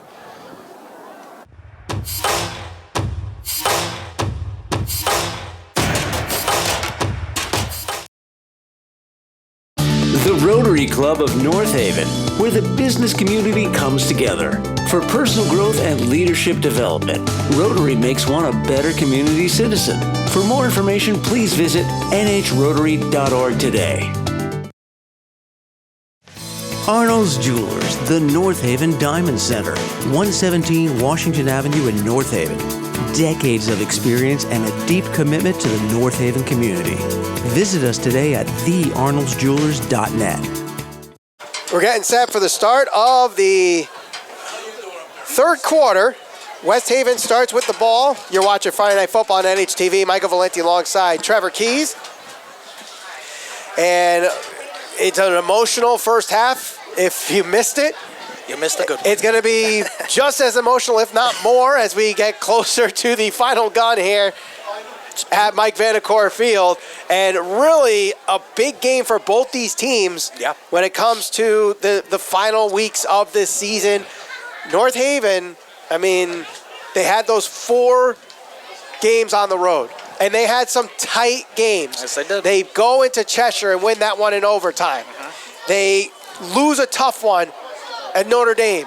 Then they play that game against East Hartford where they were trading trading touchdowns back and forth. So it's not unfamiliar territory for North Haven compared to years before where North Haven got a big lead and we're worried about the run clock rule by the third quarter. But that's easy. When you're doing that, Michael, when you're dominating people and you're done by the third quarter, it doesn't get fun. This is what you want to see as a coach. You want to see what your team is made of in situations like this.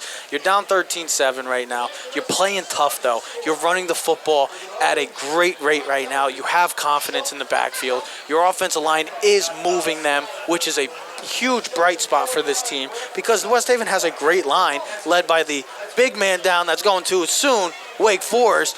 But right now, this is where you want to see as a coach. You want to see what your team's made of. It's easy to have when you're up 45-0, everything's pretty and stuff. But when it's a situation like this, when it's nitty-gritty, time to get down to it, what is your team made of? Are you going to man up or are you going to just go hide? And that's what we got to see from North Haven and both these teams. Because like you said, this is a good old-fashioned SEC slobber knocker. So West Haven starts with the ball in the second half after they deferred on the coin toss. Currently leading by 6. They missed the extra point on the second touchdown. Could that be a big factor later on in this game if they're trading scores? So this one is going to be line drive and returned. They're going to sacrifice some field position in exchange for a big run back, I guess, in that situation. So 1st and 10 from the 44-yard line. So this actually gives West Haven very good field position for Corian Harris or Nick Conlon to really do something here quick and easy on the first drive of the second half. And those are the two big guys that we've been pretty much focusing on from this West Haven offense is Conlon and Harris. You really haven't heard from the receivers a lot, but that's credited to the secondary, where has been kind of an opener, an eye-opener for this coaching staff, a young defensive secondary where they've had struggles throughout the season, but they played their part. Now it comes down to, can this defensive front try to slow down the rushing attack of West Haven? So Conlon takes it upon himself in the first play of this second half. He gets a couple yards before pushed out of bounds.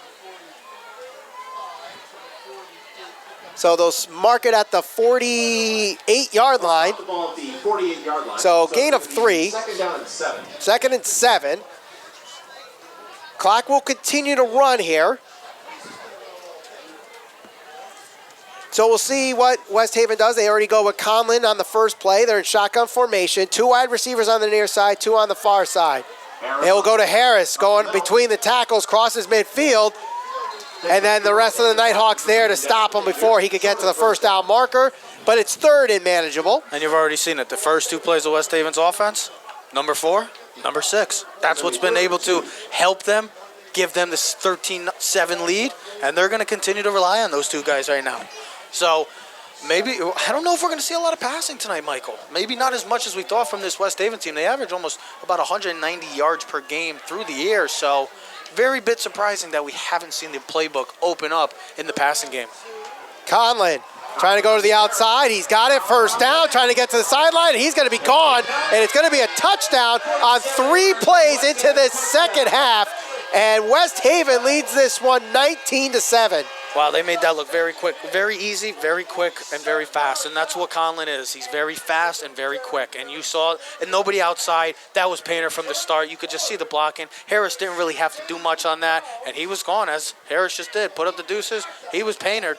And now West Haven, their 2-headed monster, continues to dominate early on in the second half. Not exactly what North Haven was looking for after such an emotional ending to that first half. They give up a touchdown on just 3 plays. Yeah. A 47-yard touchdown run. Will stay on for a 2-point conversion. And they will go for 2 after the missed field goal, so try to get it back in 7s. Conlon rolls out, throws, and tipped, and out of the air. So they failed a 2-point conversion, so 2 missed point afters for West Haven. They catch a lucky break, though. That is huge. If you saw that, he had a wide open guy in the end zone, just didn't get the ball over the top enough. Great play by North Haven, but a must big play drive for this North Haven offense coming up, because right now, West Haven early on success. 10:26 to go as West Haven just scored 19-7, 10:26 to go.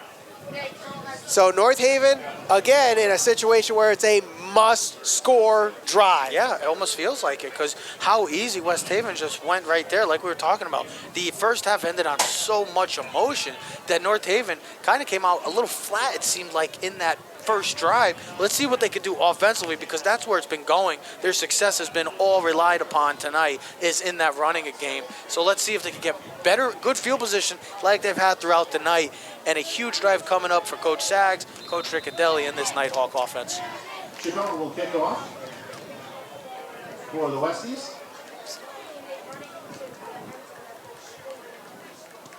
Chacon with a short kick, rolled, and will be returned by Brandon Stevens, trying to find open field. Goes back and forth like a human joystick. Breaks one tackle, breaks another tackle, and another! And he's finally brought down at the 40-yard line.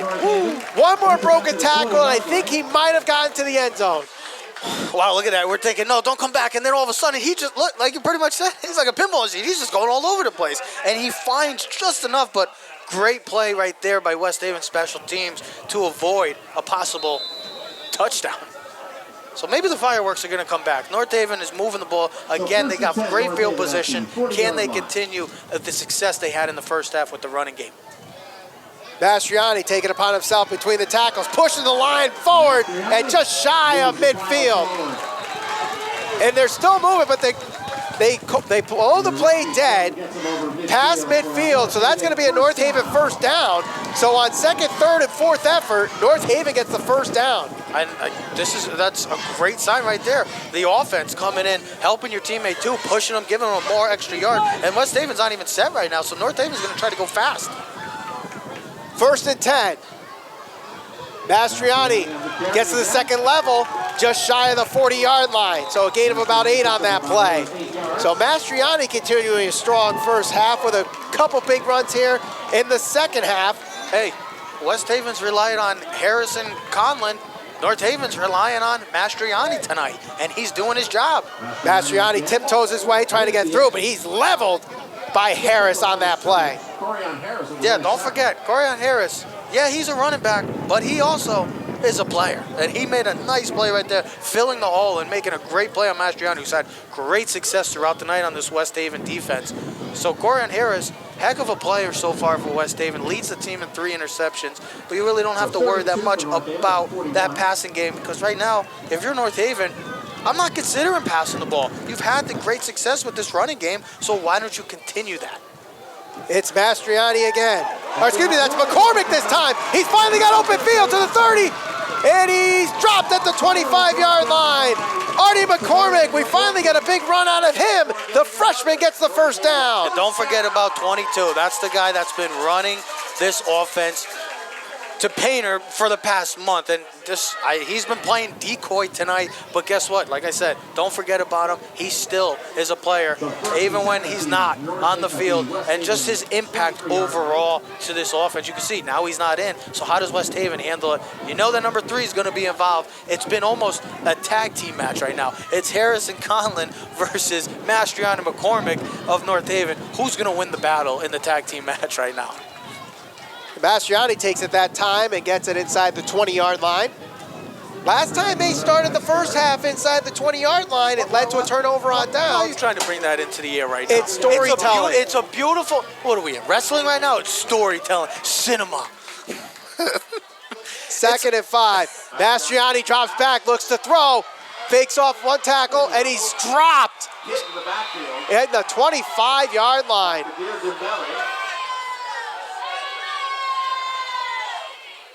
So instead of it being a third and manageable or a first down, Mastriani gets sacked. And it's a passing play, passing down on this one, third and 13. But I'm so surprised why, like, it's a second and short. I like the creativity. You try to catch them off guard because of the high success rate you've had with running the ball. But now you set yourself up in a huge 3rd and 12 right now, where it feels like you got it's 4-down territory the rest of the way out for North Haven. So Mastriani trying to go between the tackles, pinballs his way to the 25-yard line, or excuse me, the 20-yard line. It's a 4th and manageable, so not the exact result that you want here, or the distance for 4th down, but 4th and 7? What do we got? 4th and 7. Okay. Yeah, so this is almost like the call where they were inside the 5-yard line, and what do they do now? It's a 4th and 7. It's maybe a little too far to run. Do you decide to pass? You haven't had great success tonight with the passing game. Or do they continue to ride with number 3? You don't see McCormick in, so this might be the Joe Mastriani play right here. Mastriani drops back, looks to throw, has time, throws it on the corner. It is incomplete. He had double coverage too, safety over the top, and Mastriani still was able to throw the ball over both defenders. Just a tough play by the North Haven receiver. So North Haven, unfortunately, has to go back on defense right now after this is the 3rd time we've seen North Haven move on West Haven inside about their 20 to 15-yard line throughout the night. And North Haven, once again, cannot capitalize. Officials are going to talk things over here. Is this a late flag? I'm very confused. These referees, I don't know what's going on with this game, but you've seen a lot of lot of late flags or a lot of calls that have been late reaction. So I don't know what we're discussing right here. Is it on North Haven, West Haven? Do we have something? So the officials are. What's going on? I didn't see a penalty. Does anybody know what's going on? I don't know what's going on.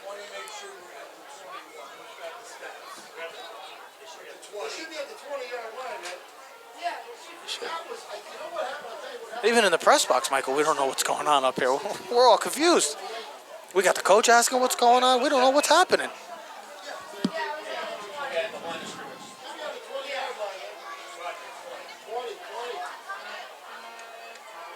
I think they were just figuring out where the ball should have been. Well, if it was an incomplete pass, unless there was a penalty on the play, which there was not, no flag, it should be just ball at the 20-yard line and a turnover on downs. I didn't know what the confusion was on that by the referees. I think they weren't sure if it was the 20 or the 21-yard line.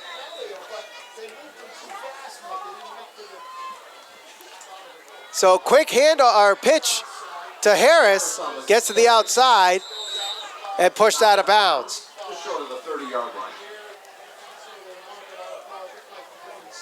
So I think I was still confused on that whole the 2021. I don't know if the chains moved too quickly. The chain. Yeah, that's what it was. Gotcha. So the chains moved, causing the confusion there, Great Trevor. explanation by Mr. Patola. Great job. So yeah, I was just confused. I didn't know. About 2 yards to go. Hand off to Harris again. So the carry again. And he's close to the first down marker. He might have gotten it. And what we've been talking about with North Haven, Trevor, with the inside game, Yeah. it looks like West Haven is beating them with the outside. We've seen a lot of runs on the outside that's led to West Haven's success tonight. Yeah, well, when you got the speed like Harris and Conlon have, and then you've been having great blocking from your receivers, might as well. North Haven hasn't been able to get off, shed the blocks, and make a play if the secondary. So if it's working, continue to work. Just continue to move with it. Do not change anything that's something that's working. You continue that. And right now, that's what West Haven's doing, kind of like what North Haven's been doing. They've been able to have success inside the tackles, where West Haven's been everything outside the tackles.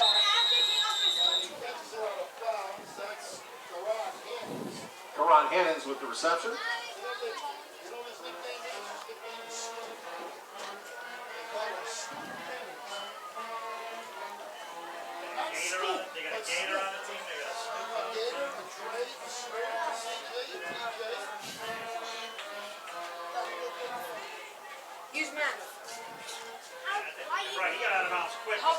Second and 8 after the first down play. Ball at the second and 2. Ball at the 38-yard line.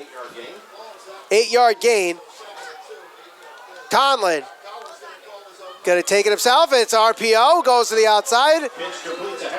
And Harris with a flag on the play. Somebody just threw a flag from center field. That was a flag and a half. Oh, wow. But yeah, that was an option play right there. Conlon looking like he's going to keep it. Saw Harris had a better opportunity for the first down, and they pitch it off to his back. Let's see what the penalty is. No, they waved the flag off, so the play will stand, and it's a first down for West Haven. Yeah, right now, North Haven is just, they know what's happening right now. They just haven't had the answer to slow down 6 or 4 right now. And if you're West Haven, just continue to ride with those two guys. North Haven's going to have to find a way to get some type of turnover like they did in the first half, fumble, an interception, or a sack or something, because right now West Haven is having that confidence again and moving the trains.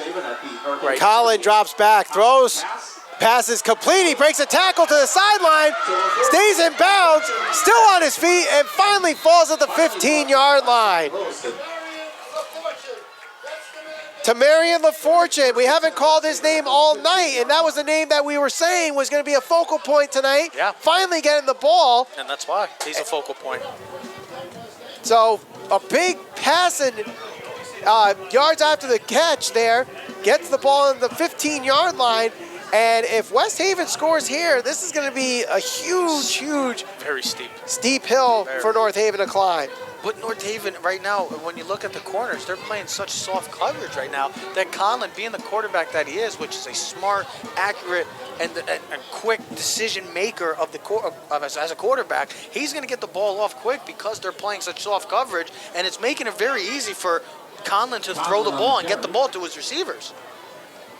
Conlon takes it upon himself, gets it to the 10, so he'll carry about 5 or 6.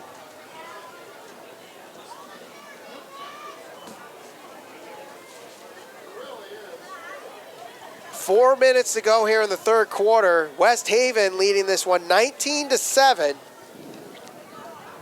Still a 2-score game for North Haven, but if West Haven can extend this and make it a 3-score game. Ball at the 8-yard line. Harris looking for touchdown number 3. He's not going to get there. It looks like he's still short by first or third and 1. Yeah, it's at the, looks like it's going to be marked around the 6. So short for about a yard. So it'll be 3rd and 1 at the 6.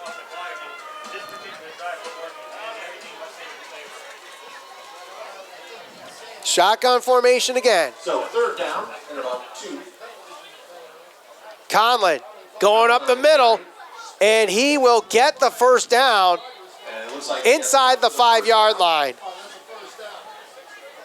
So a 1st and goal situation here for West Haven, and this has silenced the crowd. Yeah, that turnover on downs really set back North Haven in a big way, and West Haven's capitalizing right now. This was kind of like you got to try to trade touchdowns for touchdowns in a game like this because this offense can't score at will. Like I said, coming into this game, 34 points per game West Haven averages, so North Haven would have to be able to go toe-to-toe with them, touchdown for touchdown, and right now they haven't been able to capitalize on 3 other drives where West Haven has been capitalizing throughout the night. Harris is just pulled out just shy of the end zone. North Haven trying their almightiest not to get him in the end zone. I know, it's been that type of day, but with this offense, they've just been really it's crazy to think because they have so much talent on this offense. They're relying on the 2-headed monster in the backfield, and Harris and Conlon are getting the job done for the Blue Devils. North Haven takes a timeout with 2:19 to go in the third. You're watching Friday Night Football on NHTV.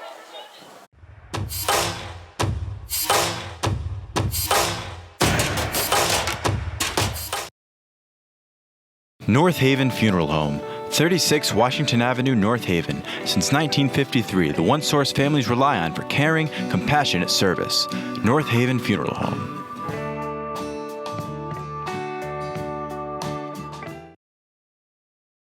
The Rotary Club of North Haven, where the business community comes together. For personal growth and leadership development, Rotary makes one a better community citizen. For more information, please visit nhrotary.org today.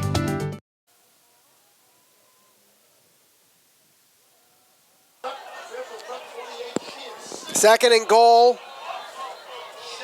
from the 1-yard line as West Haven looks to extend their 19-7 lead here in the third quarter. Michael Valenti alongside Trevor Keys. Friday Night Football. Big game here for North Haven. High snap. Harris between the tackles in the end zone for a touchdown. Harris's 3rd touchdown of the game. Gives them a huge lead now, late in the third. It almost becomes a comfortable lead right now for West Haven, and now North Haven is going to have to. Somebody looks to be down, Michael. But North Haven it looks like they're going to have to go into their bag of tricks to try to make this a more competitive game right now in a situation where they don't want to be in, which is throwing the ball a lot.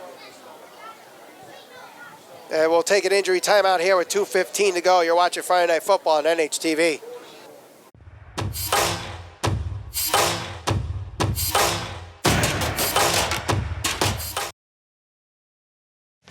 Arnold's Jewelers, the North Haven Diamond Center, 117 Washington Avenue in North Haven. Decades of experience and a deep commitment to the North Haven community. Visit us today at thearnoldsjewelers.net. North Haven Funeral Home, 36 Washington Avenue, North Haven. Since 1953, the one source families rely on for caring, compassionate service. North Haven Funeral Home.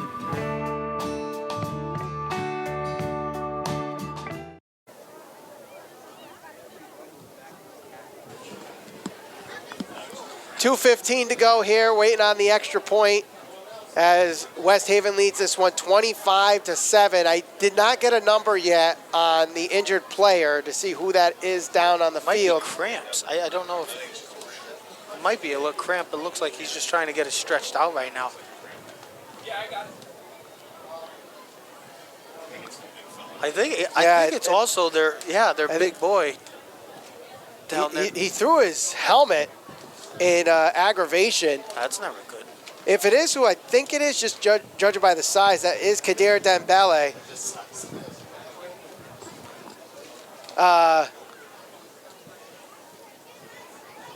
They're stretching it out, so. He's not too happy to be having a cramp right now. Did you ever have a cramp before like that?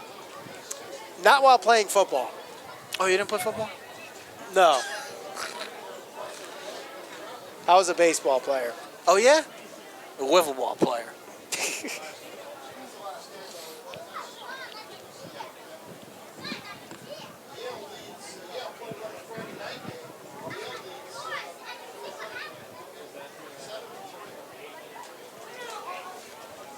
If this is more than a cramp, though, that's going to be a huge injury for him. That could definitely be something to monitor for this team moving forward, especially if they do make the playoffs. And it is who we thought it was, Michael. Have a nice hand for Kader Dembele. He's able to walk on his own power, which is good. So it doesn't appear too serious. So it could have just been muscle cramps. You definitely don't want to see a talent like him go down like that.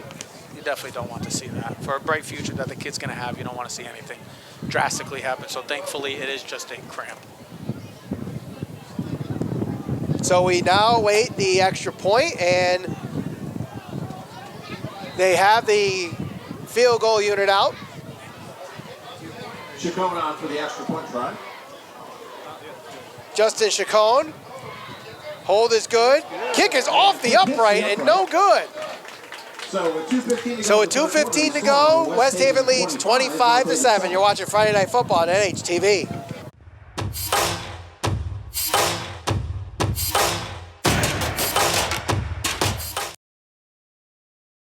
The Rotary Club of North Haven, where the business community comes together. For personal growth and leadership development, Rotary makes one a better community citizen. For more information, please visit nhrotary.org today. Arnold's Jewelers, the North Haven Diamond Center, 117 Washington Avenue in North Haven. Decades of experience and a deep commitment to the North Haven community. Visit us today at thearnoldsjewelers.net.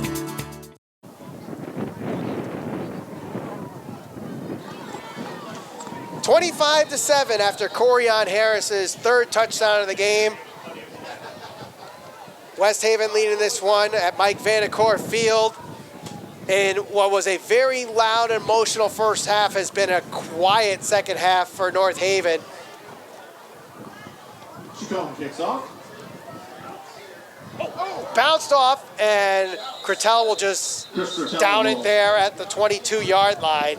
Well, he wanted to return that, just a bad bounce coming up from hitting the ground. So, unfortunate for North Haven. They're actually going to be starting at their worst field position of the night. So, right now down 18, 2 minutes left in this third quarter.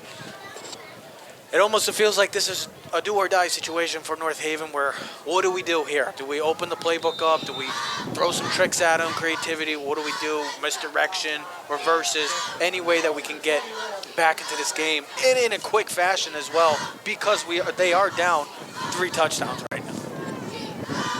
1st and 10.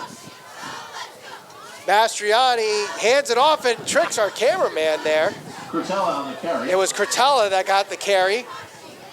Yeah, they tried to catch him off guard with a little misdirection, but West Haven doing a great job of staying at home right there and plugging the gaps. 8 yards to go. And that's what they haven't really been able to kind of shut this offense down, this running attack. So one of the rare runs that we've seen from North Haven tonight where it hasn't been that positive. Do they go back to Mastriani? Where does McCormick start to play now in this second half? How do they get him involved since you really haven't heard his name that much throughout this night? McCormick gets the snap there. Artie McCormick on Trying to bounce around. McCormick. Still on his feet. Still on his feet. Still on his feet past the 40. And the freshman gets a big first down run for North Haven. He was rumbling, bumbling, stumbling right there. Look at Artie McCormick. Look at him go. He thinks he's done right there. No, excuse me. I'm just going to keep running. I'm just going to keep running. And you're just going to have to. There's 4 or 5 people trying to take down this kid. He's got it all. He's a total package as a running back. Vision, speed, power. Everything you want in a running back / playmaker. North Haven has got a good one for their future. 1st and 10 from the 43 after the run by Artie McCormick. It is Mastriani again. Jukes around, spins, and crosses midfield. Down to the 49-yard It is line. close to the first down marker. It'll be just shy, a gain of 9 on the play into the final minute of this third quarter. I like to see a little more up-tempo from North Haven. I know that they usually, they like to slow the game down, play into their type of style of play.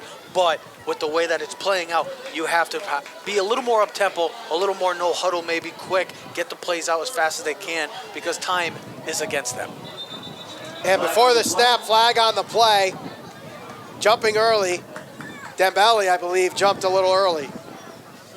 Could be offsides against West Haven. That'll be 5 yards. So, despite all the penalties they committed in the first half, that is just their first penalty here in the second half. I was about to say, that's their first penalty of the first half, or second half, so it makes it 11, right? 11 So penalties? 1st and 10 North Haven at the Well, that's West one thing Haven that Coach 44. Brochet and this coaching staff is going to want to clean up moving forward because if this team does prevail to win tonight and move on to bigger and better things for the season, that becomes a huge deal, especially going into the playoff season. You want to have your team definitely being disciplined in situations. McCormick got the carry there, as that will be the final play of this third quarter. West Haven leads 25-7. You're watching Friday Night Football on NHTV.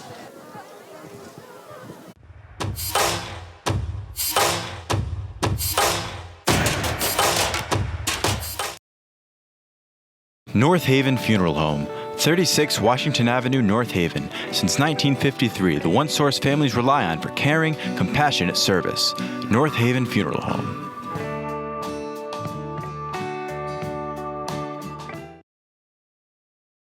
The Rotary Club of North Haven, where the business community comes together. For personal growth and leadership development, Rotary makes one a better community citizen. For more information, please visit nhrotary.org today. We get set for the start of the fourth quarter. Michael Valenti alongside Trevor Keys as West Haven is leading this one 25-7.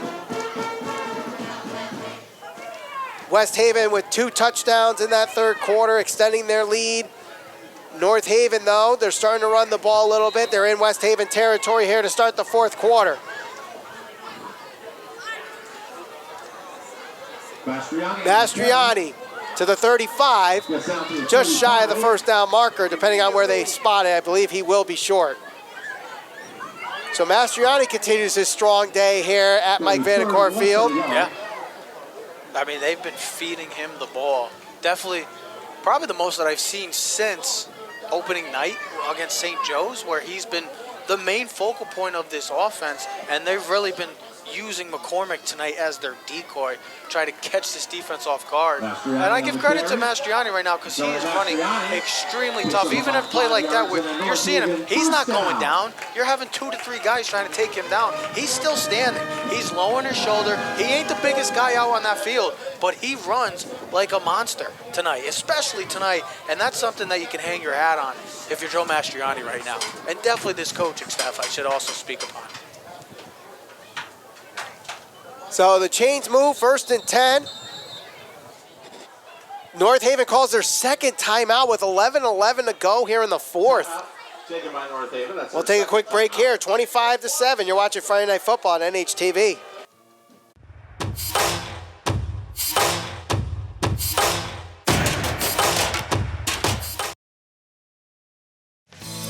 Arnold's Jewelers, the North Haven Diamond Center, 117 Washington Avenue in North Haven.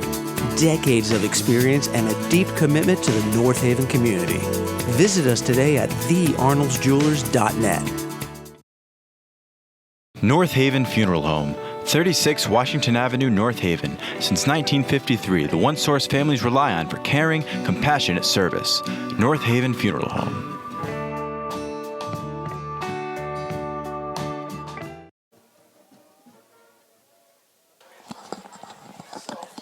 Coming out of the timeout, McCormick is stopped behind the line of scrimmage, and a late flag on the play. Things are getting a little rough out there.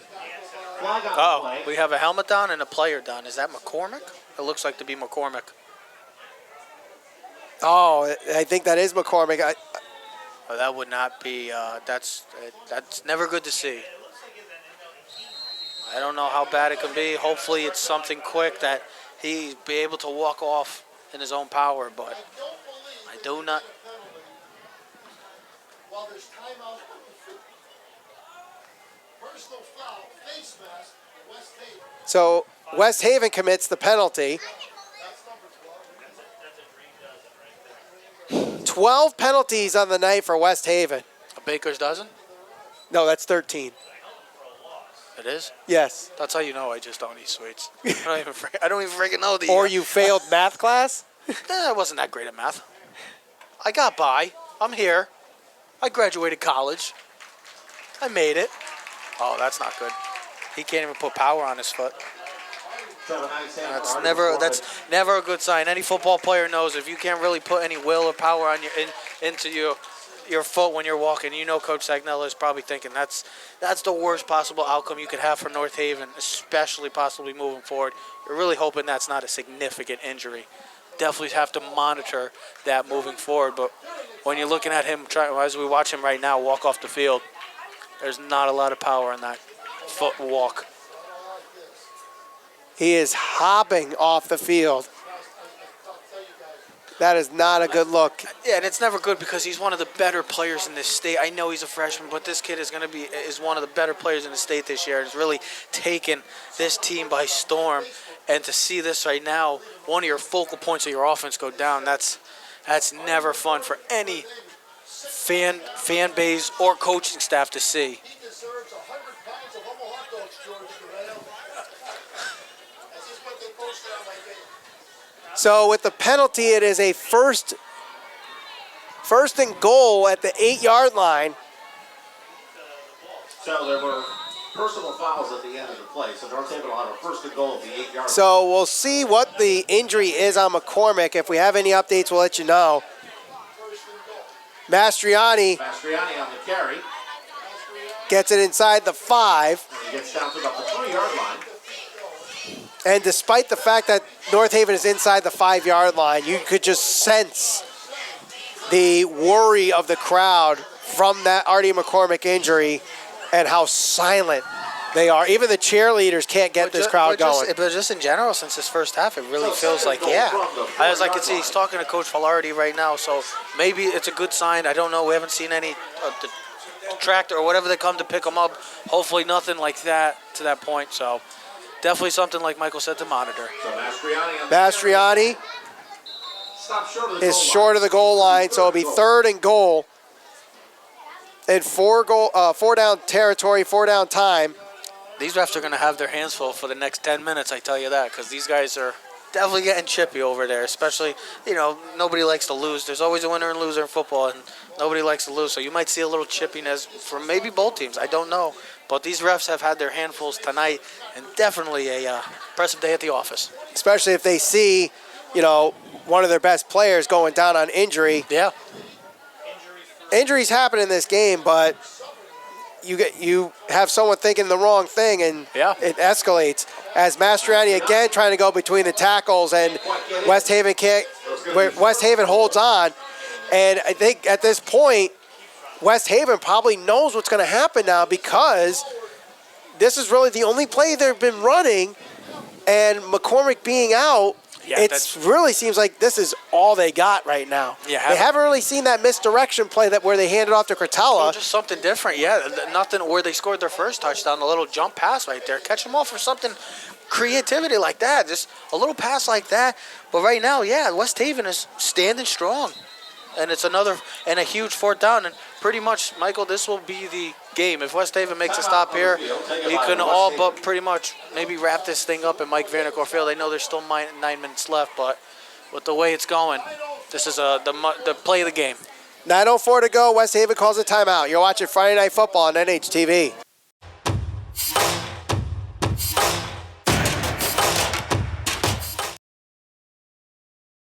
The Rotary Club of North Haven, where the business community comes together. For personal growth and leadership development, Rotary makes one a better community citizen. For more information, please visit nhrotary.org today.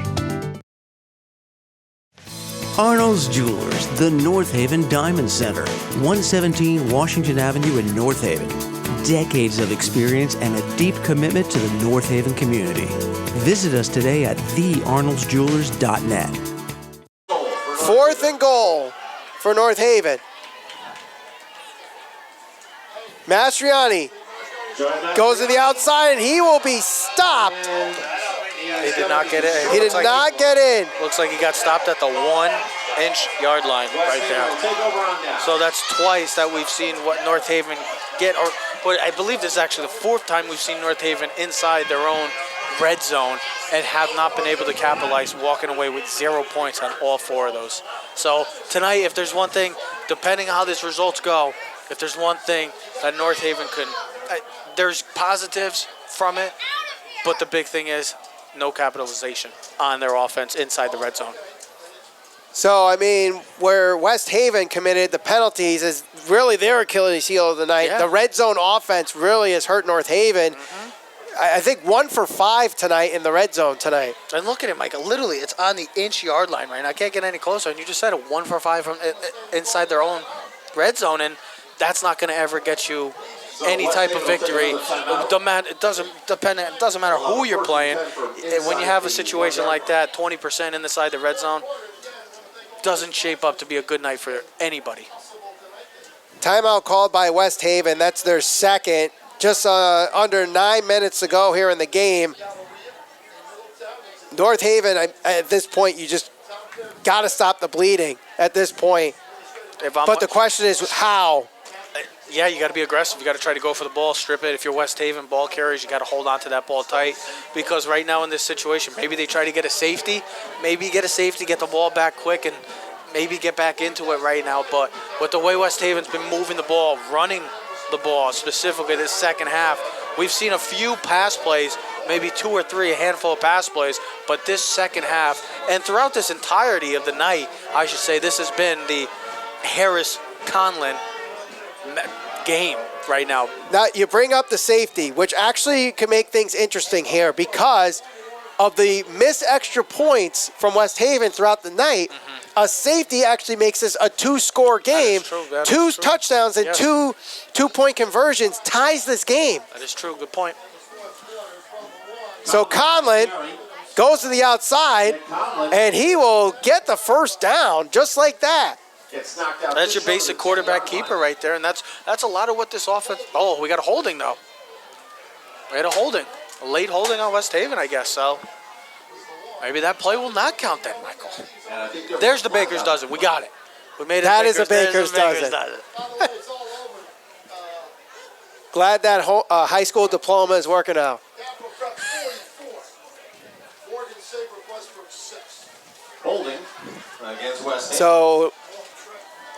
So the first down run by Conlin is negated, and the ball is at the centimeter line now. But I wonder if it's different from college and pros that, like, if you get a hold, because usually if there's a penalty down in the end zone, I think you have to be in the end zone.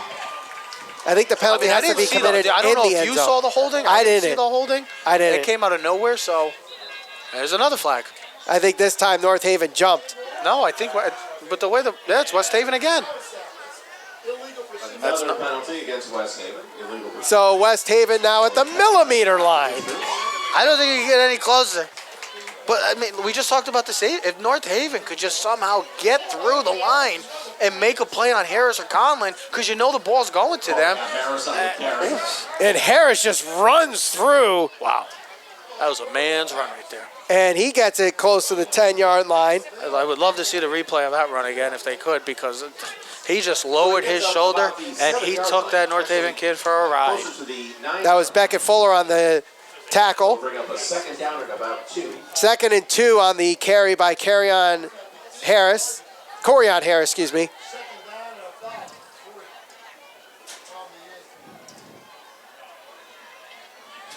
Hand off to Harris again. He goes to the outside. Stiff arms Fuller and goes out of bounds for the first down. Knocked out of bounds. I mean, if you're North Haven, you know what's coming. It's kind of like how West Haven has reacted. You knew what was coming last drive. Mastriano was going to get the ball. McCormick was going to get the ball up until the injury. You knew Mastriano was going to get the ball. They made the play. You know that Harris or Collin are going to be getting the ball, especially knowing that there's 8 minutes left. So they're going to try to run the clock down and get out of here with the victory. So if North Haven can just make some sort of quick play, get through the line, strip the ball somehow, some way, get the short field and get a touchdown, it could be a different ball game, but that's a lot of asking right now with the way this offense has been moving, not just in the first half, but the second half tonight. Conlon takes it himself, finds open field, and he's going to break free and blow this one over. Touchdown, West Haven, game Blue Devils. Yeah, I mean, that's just how the game has gone. The Conlon Harris show continues, and that puts the exclamation point on this football game. I mean, what else can you say? A 99-yard drive right there. A 99.99-yard drive. They almost beat me. You didn't know that. Here's a fun fact for you. I got the longest run in Keys family history. Do you? 99 yards, baby. I know what it's like to run from there all the way there when I had speed. Now they got to put me in a hospital if I did that. But this game, I mean, as we're just watching it, and he just flew by the defenders. He's got speed. And you're seeing a lot of the fans now starting to leave as they know that this game is not going North Haven's way, and it looks like the Blue Devils are going to come into Vandercourt Field, Michael, and get a big, big win.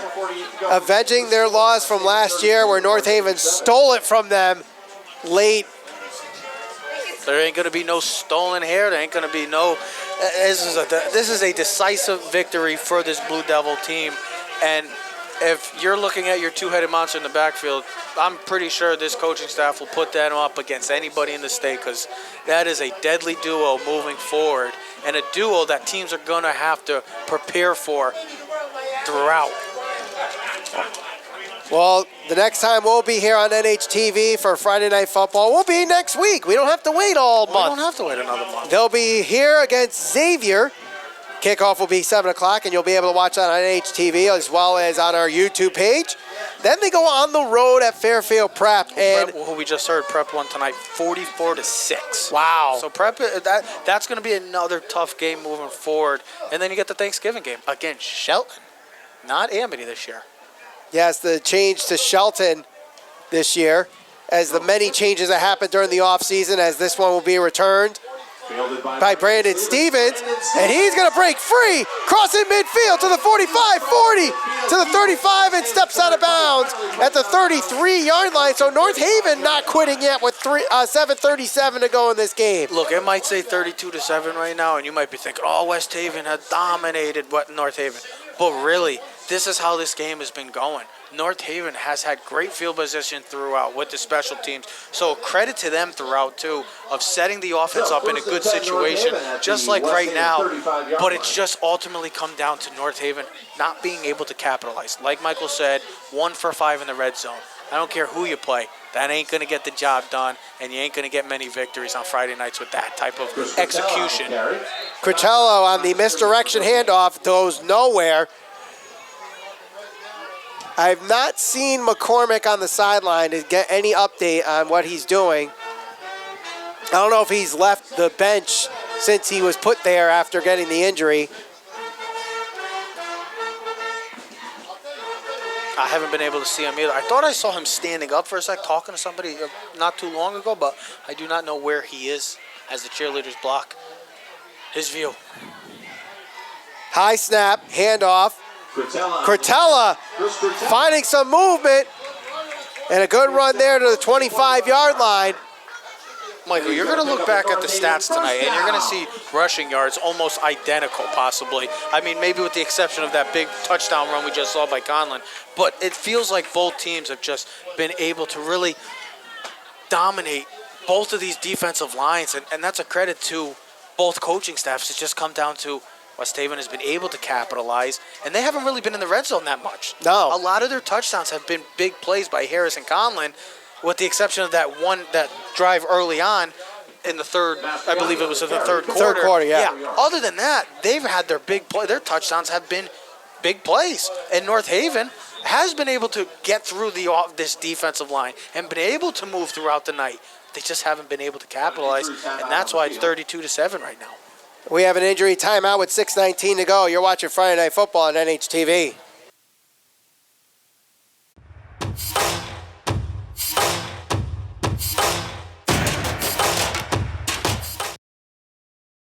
North Haven Funeral Home, 36 Washington Avenue, North Haven. Since 1953, the one source families rely on for caring, compassionate service. North Haven Funeral Home.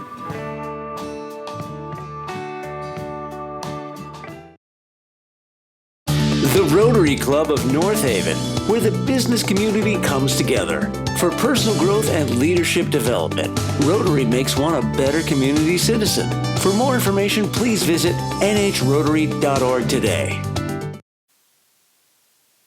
I'm still working. Coming off the timeout here. It is 32-7 with 6:19 to go in the game.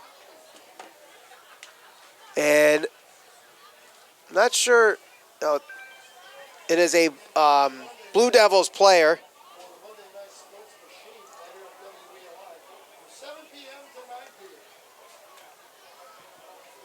So Trevor, obviously the Fairfield Prep game is going to be a tough one on the road.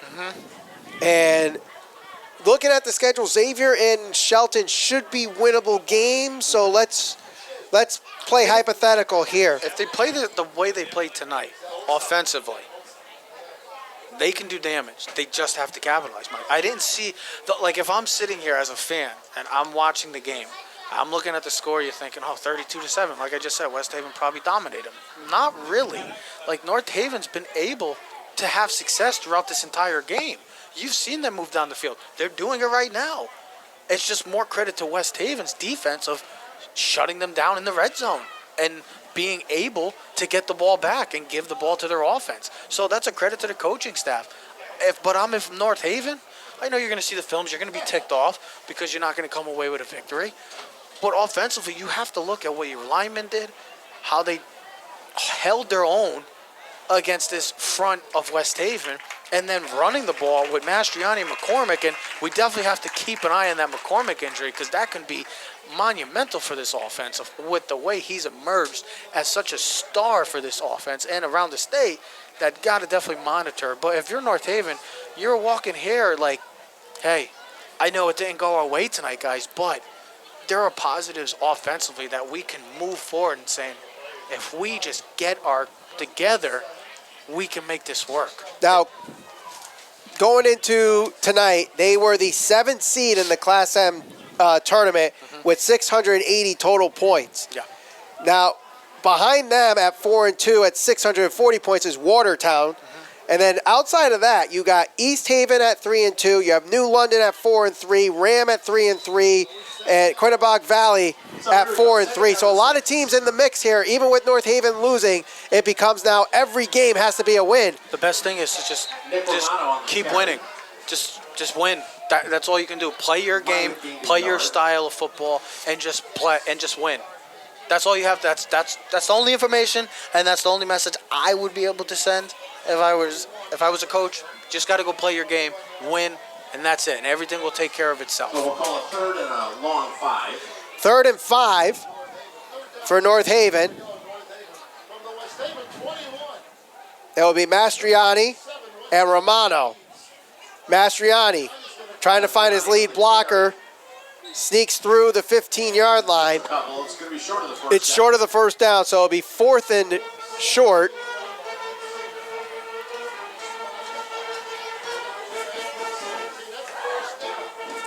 And this one is one of those, like, What if games? it's a lot of what if, but it's such a heartbreaking loss. I mean, if it ends up being that way, that West Haven, it really seemed like they were trying to lose this game with 13 penalties. I thought it was 14. 14 penalties. I lost count. I lost count after the 10th one. Yeah, and North Haven getting into the red zone 5 times. Now this is the 6th time. Yeah, I was about to say, this will be the 6th time. Mastriani on 4th and 2.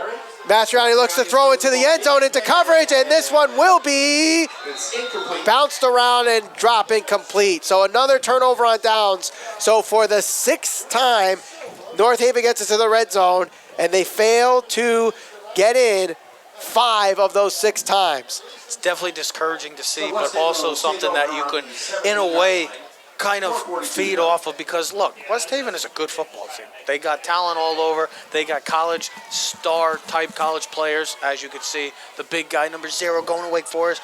But North Haven, I know it's discouraging. You lose at home, back first time in a month. But you got to look at, hang your head and be like, hey, offensively, I think they can hang their hats on and be like, look, we played our butts off tonight.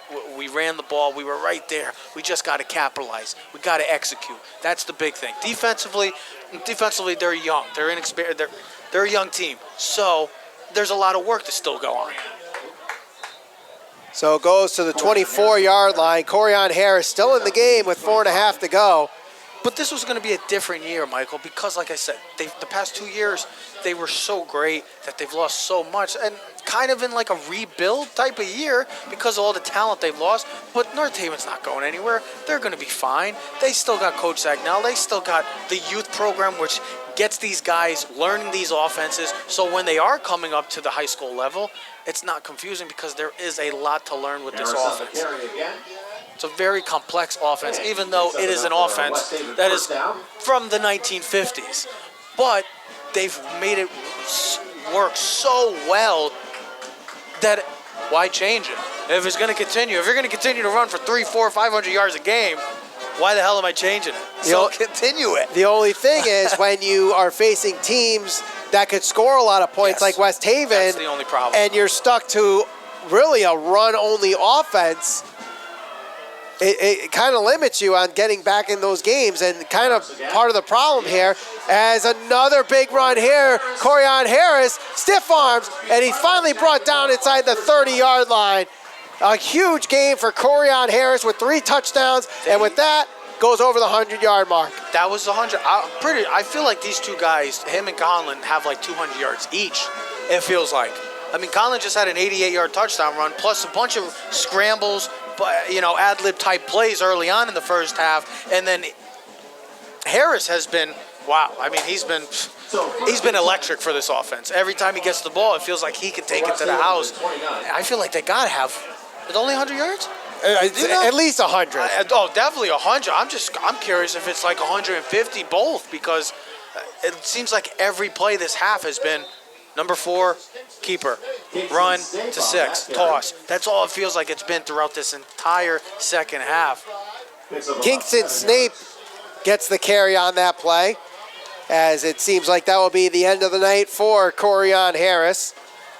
With 2:37 to go in this game, and West Haven with a comfortable lead of 32-7. If I'm West Haven, I mean, if they're trying to score, I would be surprised, but if I'm them, I would take Conlon out too, because the game's over, and God forbid something were to happen to him, how valuable he is to this team. I'd bring in the backup right now. The game's over, you got the win, you're 6-1, you get ready for next week, and I wouldn't keep number 4 in right now. Just, God forbid, I don't want to put it into the air, but God forbid, because of how valuable he is, not just with his arm. We didn't really get to see that tonight either. I really was trying to see if Conlon, because I was watching the pregame, he was throwing it all over the field. We didn't really see any, deep passes, with the exception of a few, but great coverage of the back end of the defense that really shut that aerial attack down and the big play down. It's just the running attack of this West Haven ground game. Wow. Snape gets the carry again and gets a couple yards before it dropped at around the 11-yard line as we approach the final 90 seconds of this game. Yeah, they're not going to try to score. I think they're just going to try to run the ball and just get out of here with the nice decisive victory at Vanacore Field. An unfortunate situation for North Haven, big opportunity, but it comes down to just execution. It comes down to execution for North Haven, and that's my biggest takeaway from this game is they were there. They were in this game. It was a 13-7 game, Michael, and they had their opportunities. They just didn't capitalize when it mattered most, which was in the red zone. 1 for 6 tonight. That ain't going to get the job done. No, it's not. And interesting fact here, North Haven in their 2 losses at home. Okay. At home this year, both times they scored 7 points. Oh, yes. St. Joe, 17-7. You're right. But that's kind of how like that game felt like. For the first half, it was up for the air type of game, and then the second half, both of their teams took it to North Haven. But I'm not gonna North Haven. I know that this is gonna be a loss in the record book. I know that it's gonna say 32-7. But I'm telling you, this is a whole different ball game, and I know me and you are both agree on this. This is a whole different ball game if they're getting into the end zone. Yes, obviously. I mean, even if they 6 times, Michael. even if it's 4 out of 6, and it's at least it's a whole different ball game. But 6 times, and they only capitalized once on it. That's not gonna get the job done. We will be back here And you know, go ahead. So that will end it here as the teams shake hands. Have a great weekend. And West Haven comes on the road and beats North Haven, as North Haven did last year, going into West Haven and beat them on the road. So a huge 3rd loss for North Haven with 3 games to go. Yep. One of them being on the road against Fairfield Prep. 2 home, one against Xavier, and the other Thanksgiving morning against Shelton. At this point, it is now win out, and then see where the chips fall. And exactly. Couldn't have said it any better. So we'll be back here next week for North Haven against Xavier. For Trevor Keys and everyone here at the North Haven television crew, my name is Michael Valenti saying so long from Mike Vanacore Field. Final score, again, 32-7.